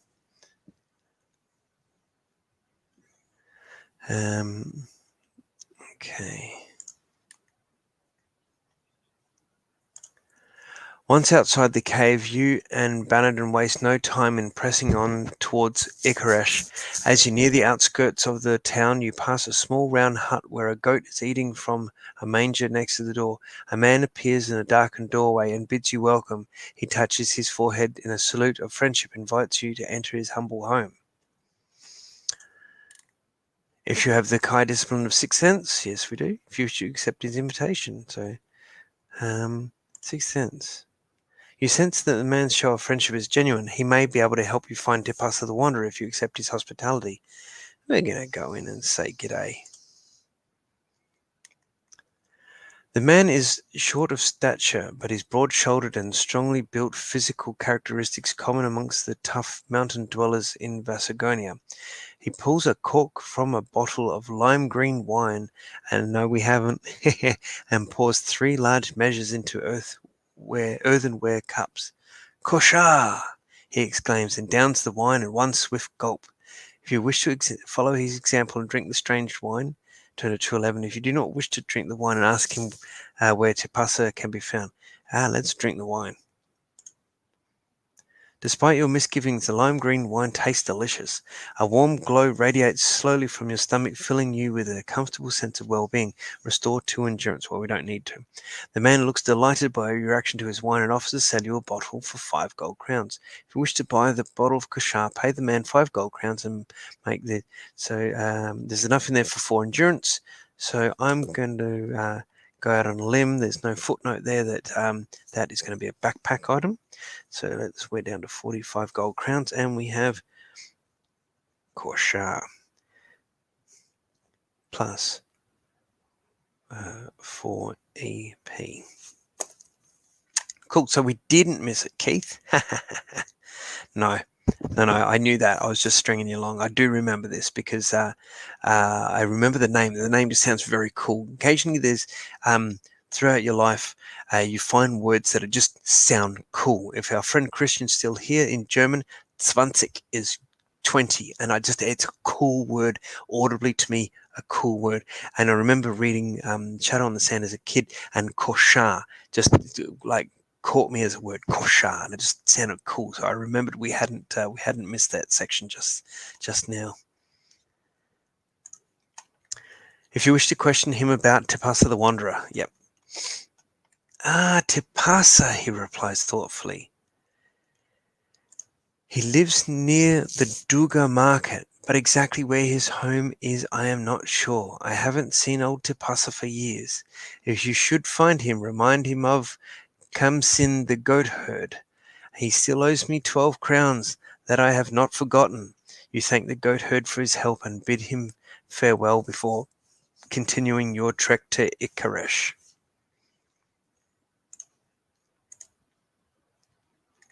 You follow a path along a dry gully to the bed of an ancient river that once flowed through the mountains. An arid breeze blows eddies of red dust along the banks of dead earth. The white-walled buildings of Ikaresh suddenly appear, and as the dust settles, you find yourself standing in a small square close to the open archway of the town's east gate. Perched upon a tall basalt monolith in the center of the square is an eagle, the emblem of this mountain town, cast in bronze. 3 bronze arrows are held in its beak, each indicating an exit from the square. If you wish to go north towards the Duga market, turn to 376. If you wish to go west towards the main square, turn to 216. If you wish to go south along the Avenue of Eagles, turn to 342. So we know it's Duga markets where Tipasa is. Is there any other, like, should we go somewhere else just to have a nosy, or do you reckon let's just keep moving? We'll find the Duga market, find Tipasa, and find the Tomb of the Marjan, so hopefully we can get the Book of the Magna Chi. So Keith says, agreed. I remember Koshar since I was a child too. Yeah, it was just one of those things that just remembered. I mean, even as a kid, like I think by the time Shadow on the Sands came out, what year was that published? Was that late 89, 90, somewhere around there? I'm just going to, with the book I've got, I'm just going to check what the publishing date on it was. 1990 is this one. So this is actually my copy from when I was younger. Dang it, get this green screen to behave. So just very quickly, there it is. You sodden thing. So yes, I bought that in 1990 when it came out. So funny how things you just remember. So what's Keith saying? North. We'll go north to the Duga market. Yeah, let's not muck about. Let's get there and let's get this done. 376. 40 paces along the street is a barracks, a long whitewashed building with ugly square windows. A soldier sits dozing in the evening sun with his spear resting across his lap. Some children are tossing hollowed out lanuma fruits at him, trying to catch them upon the tip of his spear. Opposite the barracks is a tavern with a line of saddled dugas tied to a rail near the main door. The braying of these sand horses rivals the sound of revelry drifting from the tavern door. If you wish to enter the tavern, 351. If you wish to continue along the street towards the Duga market. Should we go into the tavern? I can't remember if there was So yes, yes. North, it's late, isn't it? Yes, it is, mate. Larson is here in Adelaide. Yes, no, it is getting rather late. I mean, I want to see what's in the tavern at the same time. I wanted to keep going with this too. I want to try and wrap this up in the next 15 minutes if I can, if it allows for it. Um, Tavern or market, tavern or market, tavern or market. If anyone's got any ideas, if you want to go into the tavern, say so now. Otherwise, I think in about 30 seconds' time, we're heading towards the market. Tick tock, tick tock. What does everyone think? If you're still watching, it says that we've got 5 people watching. For those watching, thank you very much. I've got 1 watching via Twitch. I've got 4 watching via Facebook Live. No one watching YouTube at the moment, but that's okay. My YouTube channel is only sort of fairly new with that, so I don't mind. I've built up the audience with Facebook and sort of have been building up Twitch for the last couple of months. Haven't really done a lot with YouTube. Oh, we got another person join us on Facebook Live. Thank you for joining us. Keith says enter for information. Larson says pub. All right, let's do it. Let's go into the pub and see what we can find. As you approach the door, Bannerton offers you a word of advice. Take care to guard your gold, Lone Wolf. Nothing tempts the Ikarish more than a full purse. You can trust their honor, but if you trust their honesty, they will steal the hair from your head.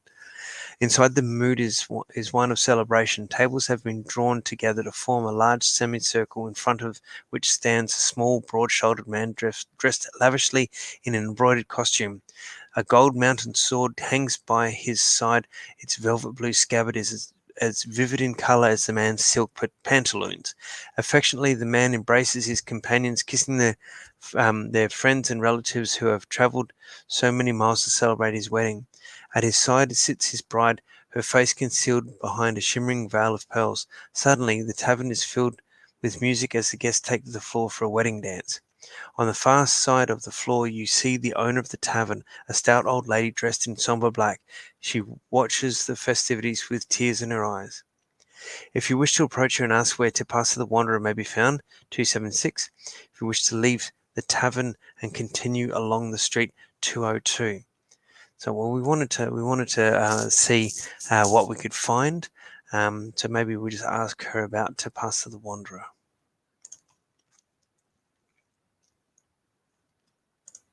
Everyone happy with that? We'll ask her about Tipasa the Wanderer.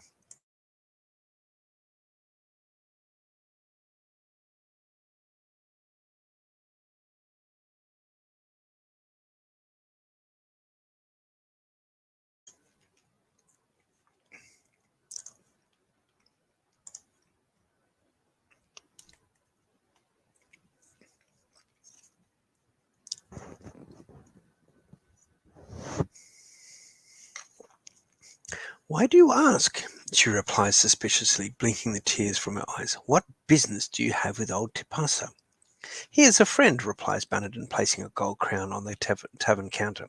The old woman covers the coin with her hand, her expression shrewd and calculating.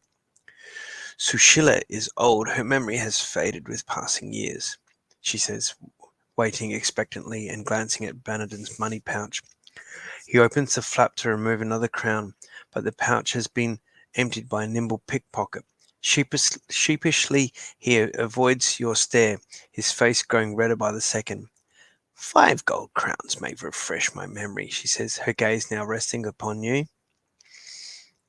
If you wish to pay the old woman 5 gold crowns or raise them from you, yeah, let's not muck about. Let's just give her 5 gold crown. She probably knows nothing, but let's not upset her, because if this is her tavern, then you don't want to have people get upset at you. Walk along the street to the Duga market. Behind the stables there is an alley. Tipasa lives there, in the house with a blue door. As you make your way through the dancing crowd to the tavern door, you take care to keep both hands on your belt pouch. An embarrassed Bannerton follows in your footsteps, cursing his misfortune under his breath.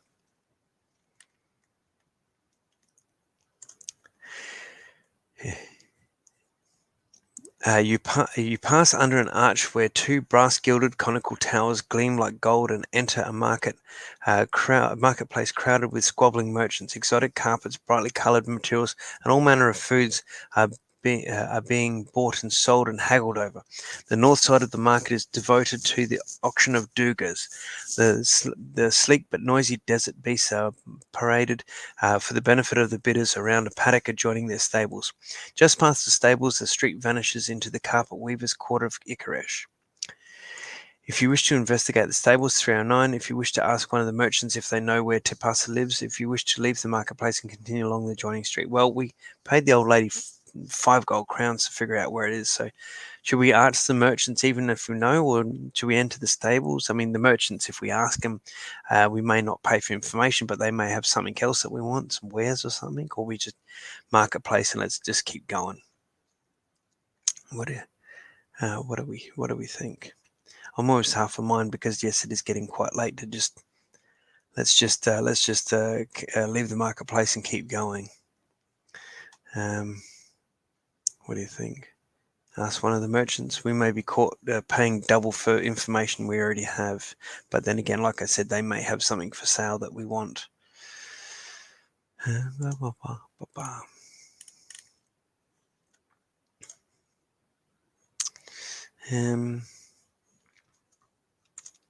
Yeah, let's talk to the merchants.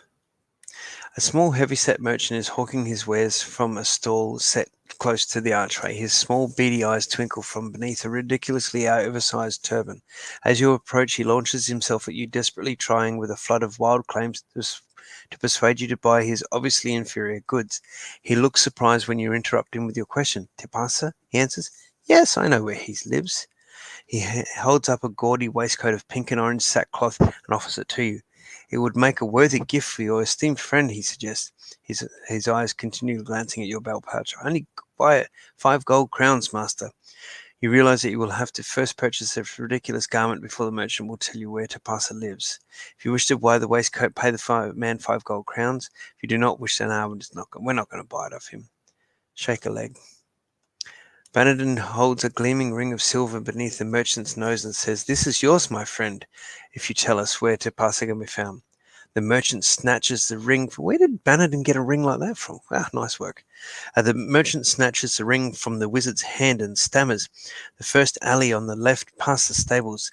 He lives at the house with the blue door. You hurry across the crowded marketplace towards the stables and enter the street beyond. As you turn into the alley, you hear the merchant's shriek of dismay above the noise of the crowd. The ring has just dissolved on his finger. At the end of the alley, you find the house with the blue door. Now, when it says it dissolves on his finger, does it mean like it disappears like an illusion, or it dissolves like acid has just dissolved and this poor merchant's now being, scarified?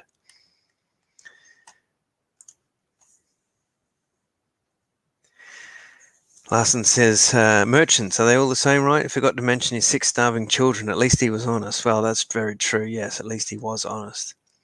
There is no reply at your first knock. You're about to knock again when the door opens a few inches and the red-rimmed eyes of an old woman stare out in the darkness.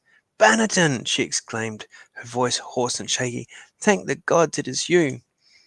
She ushers you both inside and locks the door.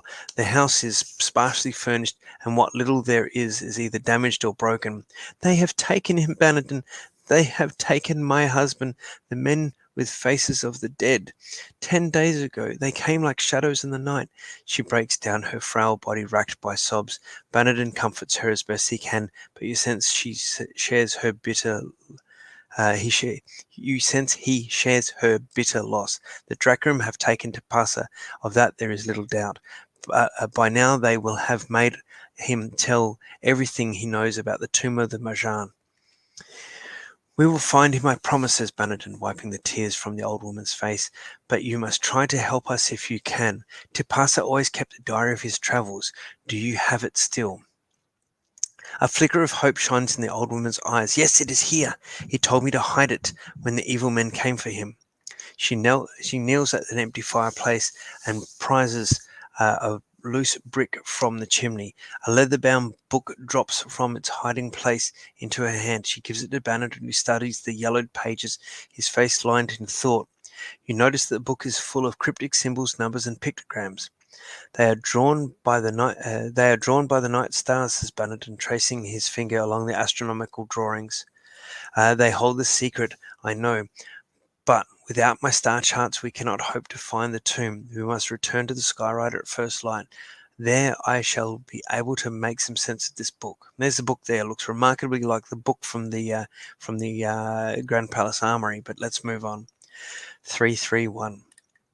You have little sleep that night as you lie thinking about the quest that lies before you, haunted by the fear that the Dark Lords may already have found the Book of the Magnachi.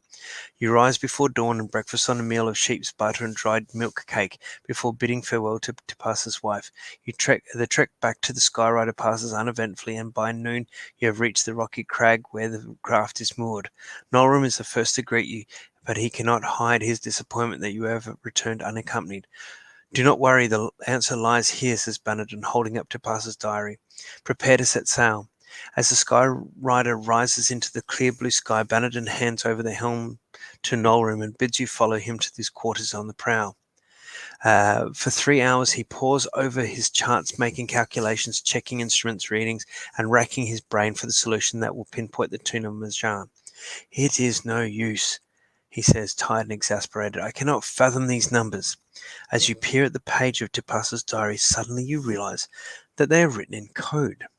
What Bannerton has assumed to be positions of stars is a code to 3 numbers that give the precise location of the tomb. Consult the map to help you discover the location of the tomb. The first of the 3 numbers is equal to the number of oases on the trail between Icarus and Bir Rabalu. The second number is equal to the number of cities in Vasagonia. The third number is equal to the number of islands off the coast of Cape Kabar. Alrighty, so we've got to go to the map. Got to go to the map and have a look. Okay, so first is the number of oases between Icarus and Bir Rabalu.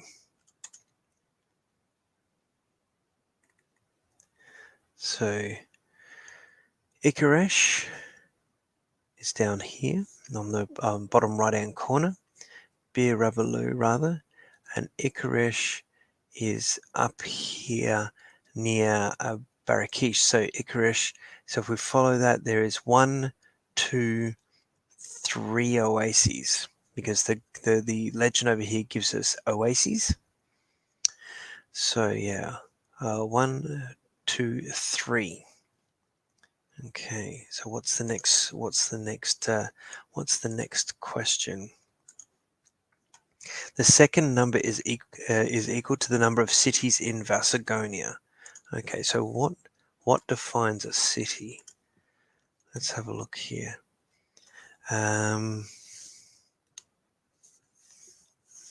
What defines a city?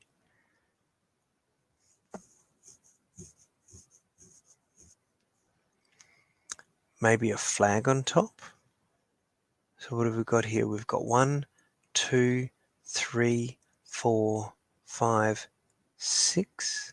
6 cities. 1, 2, 3, 4, 5. Oh, excuse me, 6. All right, we'll go with 6. So 3, 6. What's the last question? The third number is equal to the number of islands off the coast of Cape Kabar. So where's Cape Kabar? Just here by the legend, and that looks like it's got 1, 2, 3 islands off Cape Kabar. So 3 oases, 6 cities, 3 islands. So there's a little footnote here. To solve this puzzle, you will need to use the map of the Empire of Vasagonia with the code instructions in mind before coming back to this section. The section corresponds to the correct answer will have a footnote confirming that it is indeed correct. If you do not see the footnote, then you have chosen the wrong section. Alrighty, so let's go to the table of contents. Part 2, that's what we're in, and we're looking for, what did I say, 363. Nope, okay, that's not the right one. Okay, let's back up. Okay, so it's not 363. Well, let's have a look. Oases between Ikaresh and Bir Rabalu is definitely 1, 2, 3 oases. That's correct. The islands of Cape Kabar is 1, 2, 3. That's correct. So number of cities has got to be wrong.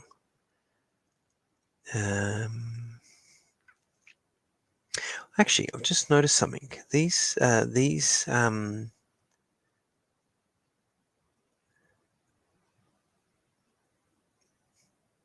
a color differentiation between Vasagonia here, or this. I mean, this one on the left-hand side of it, the building is a different style.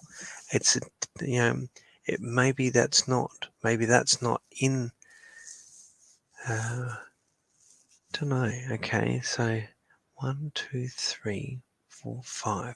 So maybe that is that TEPH, TEPH. Maybe that's not a city. Maybe that's not a city. Did I miss Kuchek? Where's Kuchek? Kuchek doesn't have a little thing, so maybe that is a city, even though there's no flag. 1, 2, 3, 4, 5, 6, 7. I think we can try that. 373. We can try that. Happy to be helped. 373. Hey, well done. There it is. There's a footnote saying it's the correct answer. That's it, exclaims Bannerton, stabbing his finger at the map of the dry main that covers this chart table. 115 miles due west of Bir Rabalu, 115 miles due south of the oasis of Bal Loftan. He picks up a quill pen and marks a spot, the tomb of the Marjan. Well done, Keith. I missed that one. I missed Kuchek.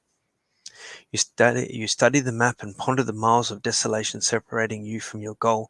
Bannerton notices your look of dismay and quickly tries to put your mind at ease. Fear not, Lone Wolf. We will be there before dawn.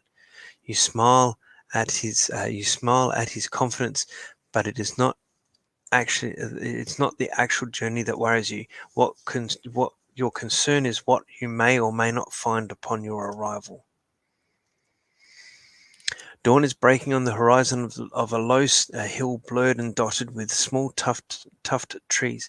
Swiftly the Skyrider has voyaged through the night to arrive at the foothills of the Kaneshi Mountains, in whose folds the skyship is safely tucked away from watchful eyes. 25 miles to the north, across a landscape of barren rock and dry brush, lies the tomb of the Marjan. You and Bannerton set off before dawn, anxious not to waste either time or the protective cover of darkness. Now, as a great golden disk of sun rises in the sky for the first time, you can see your goal. A massive excavation has exposed the heart of this scorched land, delving deep across the tombs of its forgotten ancestors. Thousands of Giaks, spiteful and malicious servants of the Dark Lords, labour unceasingly to remove rock and sand from this quarry, forced by Drakrim to drag their back-breaking loads up ramps to the rim of the crater. Close to the edge of the crater, an encampment of black tents surrounds a large dome canopy. Lying in the shade of this construction is a huge flying creature, an Imperial's land beast. Its presence here can only mean one thing: Dark Lord Harkon has arrived. The thought chills your blood, but you draw comfort from the labor of his slaves. That they continue to labor is a sign that their mission has not yet been completed. The book of the Magna Chi has yet to be found. It is impossible to approach the crater unseen. You will have to wait for darkness before you attempt to enter the tomb. During the long wait, it is agreed that Bannerton should attempt to find Tipasa. It is likely that he's been held captive inside the encampment. The Dark Lords would unlikely kill him before discovering the treasure they seek. During the day, you must eat a meal or lose 3 endurance points. You may not use hunting if required to eat a meal in the middle of the way. So, pretty sure that, we couldn't use it. So yes, Keith, yes, just coming back, Kuchek, so Tef, Kuchek, Bisutan, Barakish, Bir Rabalu, Farufizan, and Caracalla. Absolutely spot on and correct, mate. Well done. And that's why I like doing this read through. I like people watching and commenting. It's a lot of fun. It's fantastic to do this. Alrighty, so we're 3.5 hours into it. Come on, let's keep going, Heath. Cross off a meal. We've eaten that. Okay. As night falls, your desperate quest begins. The Giaks pose few problems that you cannot overcome with your warrior skills, for they have been overworked to the point of exhaustion. Only the Drakrim show any sign of vigilance, but even then there are less than a dozen patrolling the entire crater. Not until you reach the main entrance of the tomb do you encounter any real difficulty. A Draka stands on guard. Just going to move that out of the way. A Draka stands on guard, his cruel eyes glinting behind his twisted iron death mask. Occasionally he diverts his attention from the watch to take a drink from his water flask. You have the kind discipline of mind over matter? Yes, we do. You focus your skill on a nearby spade, willing the spade handle to rattle against the wheelbarrow in which it rests. It only takes a few seconds for the vigilant Drakrim sentry to leave his post to investigate the noise. By the time he returns, you are inside the tomb of the Marjan. As far as the eye can see, a long, straight sandstone corridor slopes away into the distance. Torches crackle and sputter on the walls, illuminating the pictograms engraved in the yellow stone. At regular intervals, rough-edged slabs protrude into the main corridor. You stop to take a close look at one of these slabs and the floor beneath it, and come to a frightening conclusion. They are obviously traps, no doubt set off by the Giaks, when they cleared this corridor of sand. Rather than instructing the Giaks to avoid them, the Dark Lords must have deliberately used their slaves to set them off. Once the traps had been sprung, the squashed bodies were cleared away and the slabs chiseled through to the next section. Pit traps in the floors seem to have been neutralized in the same way, set off by luckless Giaks. They would have been filled in with the dead bodies and leveled off with sand. The thought of this heartless brute barbarity fills you with revulsion. Just over a mile along the corridor, you eventually arrive at a large stone door. The stone surround bears evidence of chisel work, but the door itself is rock solid. You notice a faint beam of light descending from a hole in the ceiling. It creates a small circular pool of light, a little to one side of a similar hole in the floor. In the wall near the door there is a triangular indentation no larger than a gold crown. If you possess a prism, really? If you possess a blue stone triangle, yes, we have one of those. We brought it with us, but a prism, really? We should have picked up the prism. Who said we didn't need the prism? I mean, I did. I said we didn't need the prism, so that's okay. Blue stone triangle. Click. You remove your blue stone triangle from around your neck and press it into the indentation in the wall. It is a perfect fit. You hear the sound of the stone grating on stone, and the door slowly opens to reveal a chamber. It is maybe the tomb of the Marjan was built by the ancients, just like in Cult. You hear the stone on stone grating. You sound the sound of stone grating on stone, and the door slowly opens to reveal a chamber. It is dimly lit, but you see that the thick dust on its marble floor is covered with innumerable footprints.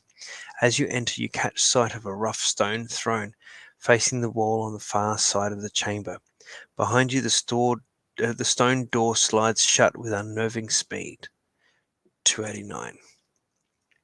The throne begins to revolve. A terrible howling fills your ears, changing almost instantaneous to the growling of a harsh guttural language, the like of which you have never heard before. Words and sounds that the mouths of men could never be shaped to speak roll through the chamber like thunder. It is the dark tongue, spoken by Hakon, Lord of Arnak, Dark Lord of Helgdad. He rises from the throne, the ghastly voice still echoing from his unnatural mouth. A spiked fist opens to reveal a glowing stone. The blue flame smolders across its surface, and you can feel the currents of power that radiate from its core. Suddenly, his words change, and you hear a tongue you know so well. some lending. Look on your doom, Kai Lord. There is a deafening crack, a surge of power, and a fireball of blue flame hurtles towards your head. If you possess the summer sword, why yes. Excuse me. Why yes we yes, why we did.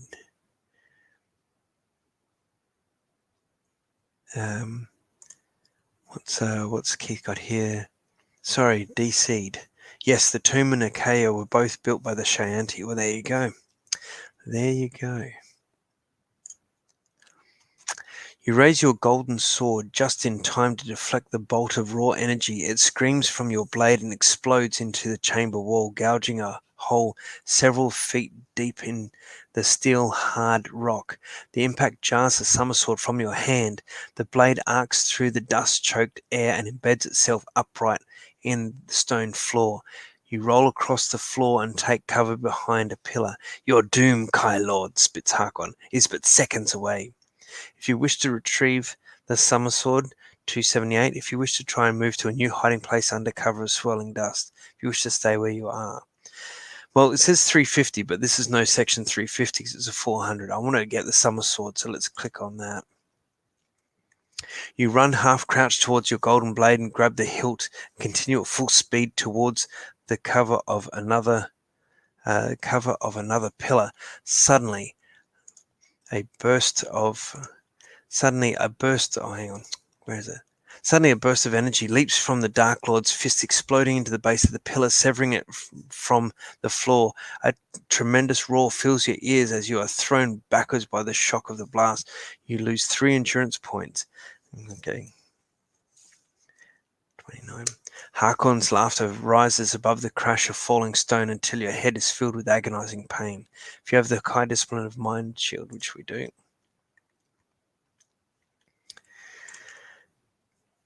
yes. Suddenly, the pain subsides, but the onslaught has only just begun. A mist as black as the grave is seeping from Harkon's mouth. That's not creepy at all. It creeps along his outstretched arm. That's definitely not creepy at all. And settles like a cloud in the palm of his upturned hand. Whirling shadow shapes draw into focus, wings and tentacles sprout and take form. Yeah, it's not creepy at all, is it? A curse in the dark tongue shakes the whole chamber as a deadly flood of horror hurtles from his hand. Well, got to give Joe points for alliteration there. So there it is. It's a good Gary Chalk illustration of a cryptospawn. Here it is. Alrighty. Combat skill 24. Our combat skill is 29, so the ratio is 5. And they've got 40 endurance. Bloomin' heck. Alrighty. Let's have at 'em. Now, do these things technically count as undead? It doesn't say to double the damage. Usually it says to double the damage if they're undead. So I don't know if they're undead.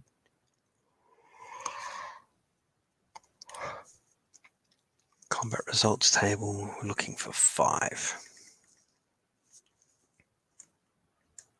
Alrighty.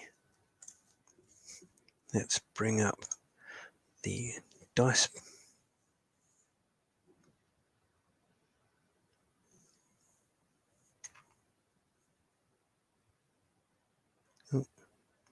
First one is 3. So he loses 8, we lose 3. So he's down to 32. We lose 3, we're down to 26. Next dice roll. Oh, 3 again. Okay. So he loses another 8. He's down to 24. We lose another, what was it? 3. So we're down to 23. So we're sort of even now. Right, this is a crypt spawn. Oh, that's a better one. What's that? 6. So 6 means we lose 1, they lose 11. So down to 13. We lose 1, we're 22. Thought this was Harkon for a second there, but it's not. It's crypt spawn, isn't it? Okay, 2, not the best. So we lose 3, they lose 7, so they're down to 6. We lose 3. We're on 19. We might be quaffing a couple of healing potions here in a moment. That's better. 6.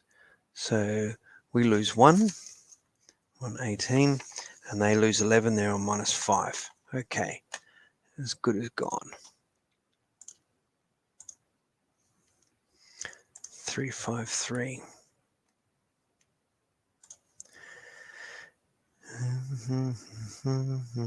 Aeon usually has a footnote if they are. Oh, that's a very good point, Kev. Hey, g'day, Kevin. I didn't realize for a second I thought that was Keith.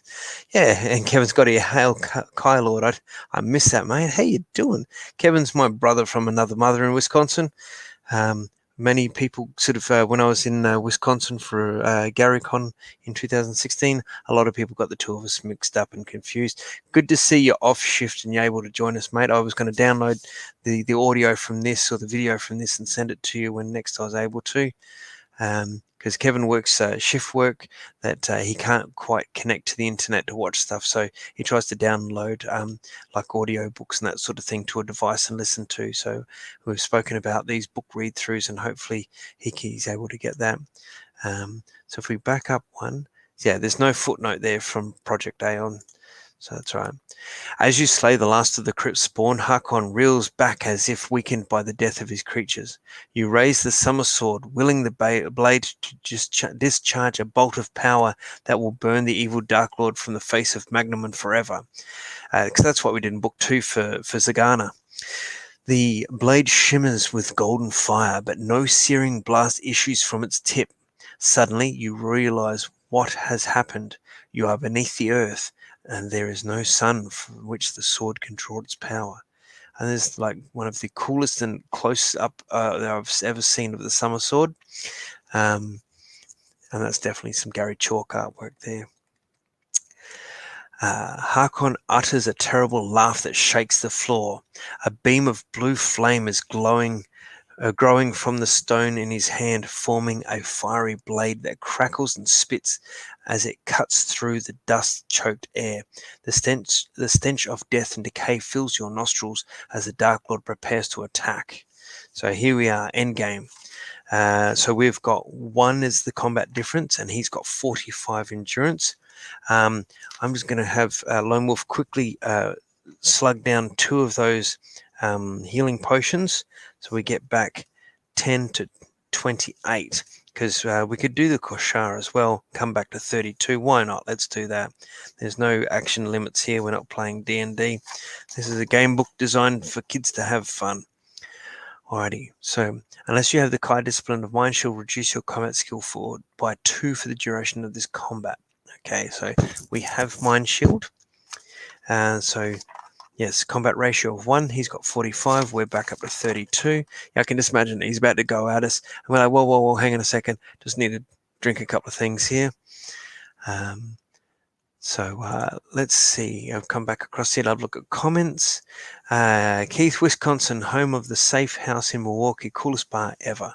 So Keith, are you in the States or are you in the UK?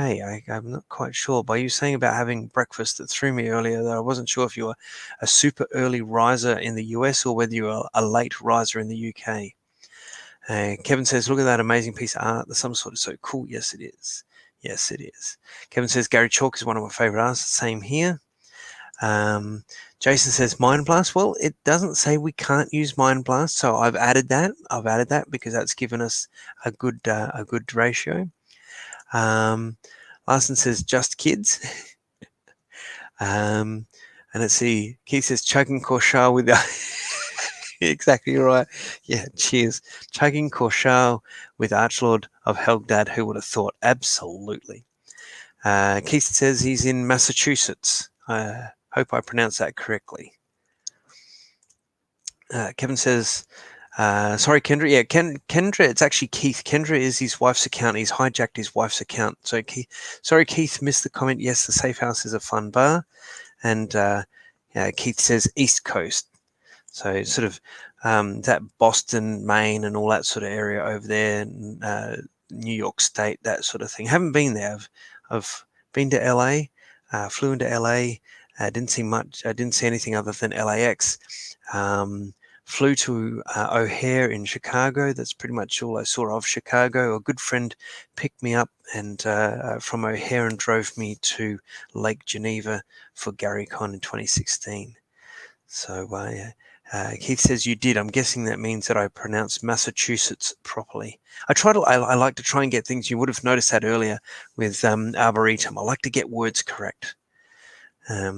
What's Kevin saying? Next time Heath is in America, just take him to say, yeah, go for it.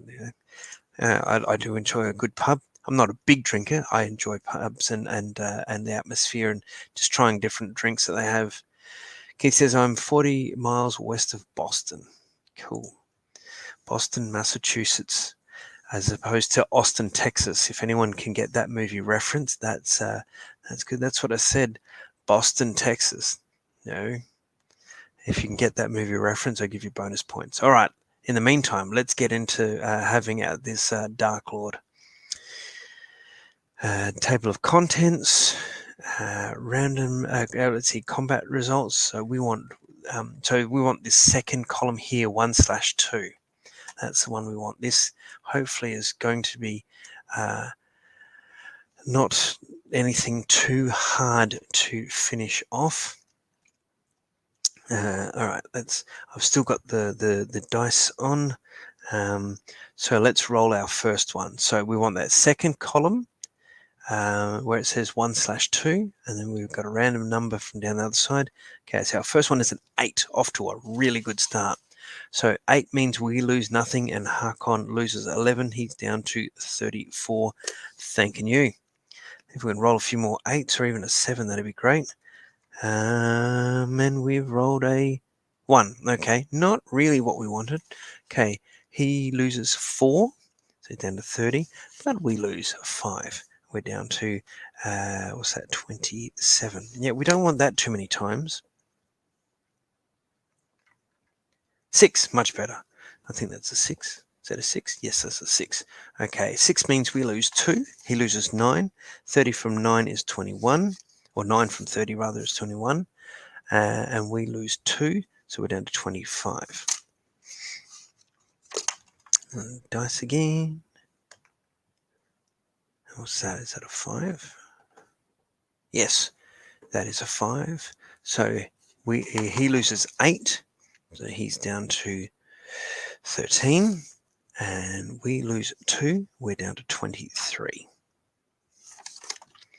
Hey Kevin, this dice is out of one of the old basic sets. One of the gamers here in Adelaide gave it to me with a whole bunch of other old school dice, which was very cool. That was a 2. That was not really what we wanted. He loses 5, so he's down to 8. But we lose 4. We're down to 19. Oh, this. Hey, let's not count our chickens. He's down to 8, but let's not count our chickens because we don't want this going sideways on us. Oh, 9. Even better. 9 on a result. Hang on, I need to actually scroll down. 9 on a result is he loses 12. We lose 0. 12 means he's at -4. 0 means we're at 19. Awesome. We have defeated Dark Lord Hakon. If you win the combat, turn to 400. And if you are a Lone Wolf fan, usually that's turn to 350 for a win, 400 in Shadow on the Sand, because we've got 2 book sections in here. So awesome. Okay. Oh, actually, before I read that, then, Kevin says, "Yeah, looks like an old one. Looks similar to the older that only guy gave me." Oh, awesome! Yeah, it's definitely one of the older ones from one of the older kits. And just to put Keith out of his misery, you could say how to pronounce your middle name. Been trying to figure that out for close to a year. I'm gonna give you a big reveal. That's not my middle name. It's a bit of a joke. My middle name is something very sort of plain and simple. What I've got in Facebook as my middle name is spelled Uisge. That is Scottish Gaelic for whiskey, and it's pronounced whiskey. That's it. It was an old joke from a customer at work. I work in a liquor store. I really, really do like single malt whiskies, and one of the customers used to joke and call me Whiskey Heath. When I joined up for Facebook, I wanted to be funny, so I put in the Gaelic spelling of whiskey as my name, and then asked for a surname. So what do I do now? And I thought I put Heath because it's Whiskey Heath, just for a laugh, and that's how it stuck. So a lot of them, like my Twitter handle, is whiskey.heath. Facebook, if you look at the URL, it's whiskey_Heath or something to that effect. So yeah, it's UISGE is the Scottish Gaelic spelling for whiskey. UISCE is the Gaelic Irish spelling for whiskey. But yeah, pronounce whiskey. And that's it. And it was just a bit of a joke. So yeah, my middle name's actually Shane. There you go. So yeah, and I just haven't changed it. I've thought a couple of times of taking it out, but again, it creates that little sort of bit of difference. People remember it for that sort of thing. So I thought that was a bit of a laugh. Anyway, let's get back to Le Book. You examine the floor where Dark Lord Harkon fell, but there is no signs of his body. The atmosphere is strangely calm and peaceful, as if a great and evil shadow has been lifted. If you lost a somersault in this confrontation with the Dark Lord, you may now retrieve it, which indicates we may have had to have destroyed Dark Lord Harkon with other weaponry or other means. You turn and walk to the throne where Harkon sat, waiting for you to appear. Beyond it lies a portal, an ancient inscription carved deep into the blood-red stone. Below the carving is set the impression of a human hand. Instinct and intuition guide your hand to the door. The carving fits around it like a glove. Silently, the portal slides back to reveal your destiny, the Book of the Magna Chi. And there's a lovely Gary Chalk illustration just there of the Book of the Magna Chi, complete with reading ribbon. I believe that's only available for the hardback Kickstarter. Just kidding. Set on a pedestal, the book lies open, its secrets revealed to your eyes alone. As you lift the sacred book, the very air throbs with the vibration of the force locked within its sun gold cover. With a pounding heart, you close the book and hurry from the chamber. By the time you reach the foothills of the Koneshi, Bannerton has successfully completed his mission. He and Tipasa are waiting for you. As they see you appear clutching the Book of the Magna Chi, they can barely contain their excitement. This is a night of triumph, says Bannerton jubilantly. This night of triumph will herald a new dawn of hope for Summerlin. The Kai are reborn. The quest is now over. You have found the Book of the Magna Chi and freed Magnaman from the shadow of Dark Lord Harkon.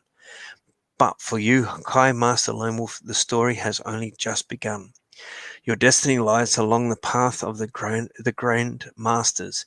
To learn their secrets and attempt the first exciting quest of the Magna Chi, begin your journey with Book 6 of the Lone Wolf series entitled The Kingdoms of Terror.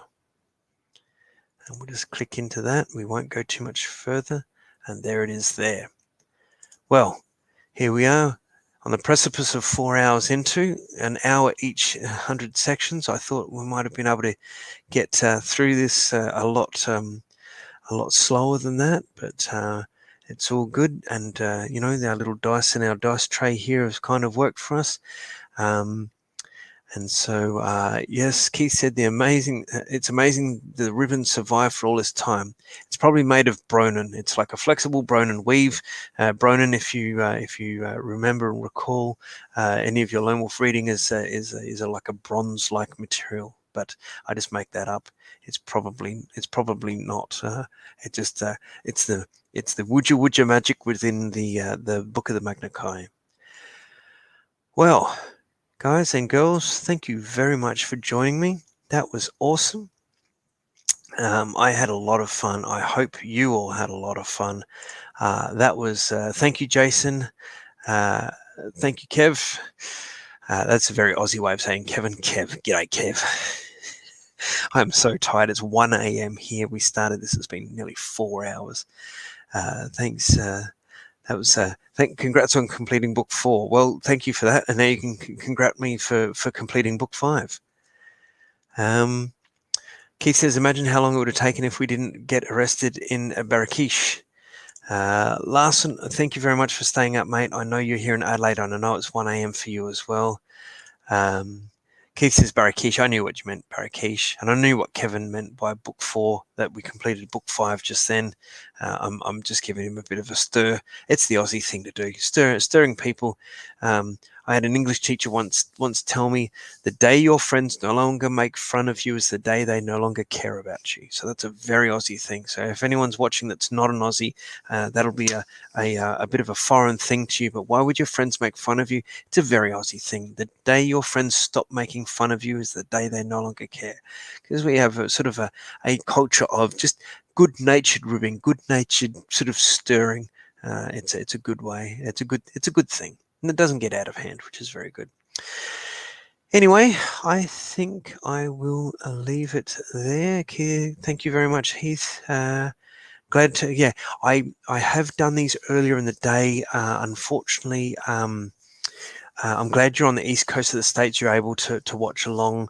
I did it for this time so that more sort of people in Europe and UK could watch.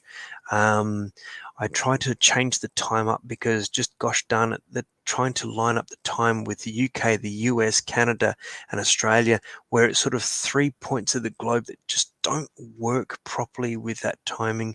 So whenever I do one at a certain time, one of those areas miss out on it.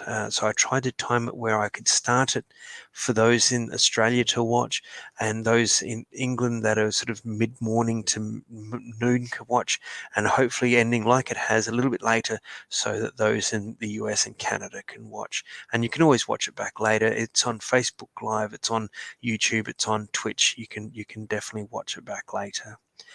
And you can also comment watching it back later as well, so feel free to do that. Alrighty, I will leave it there. I will drink some of my cold hot drink.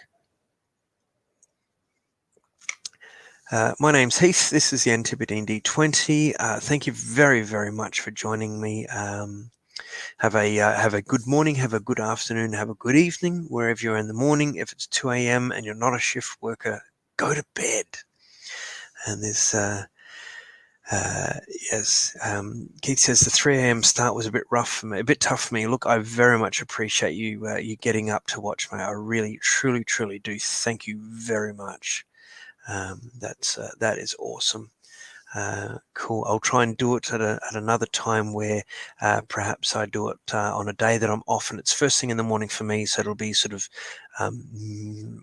late afternoon, early evening for you.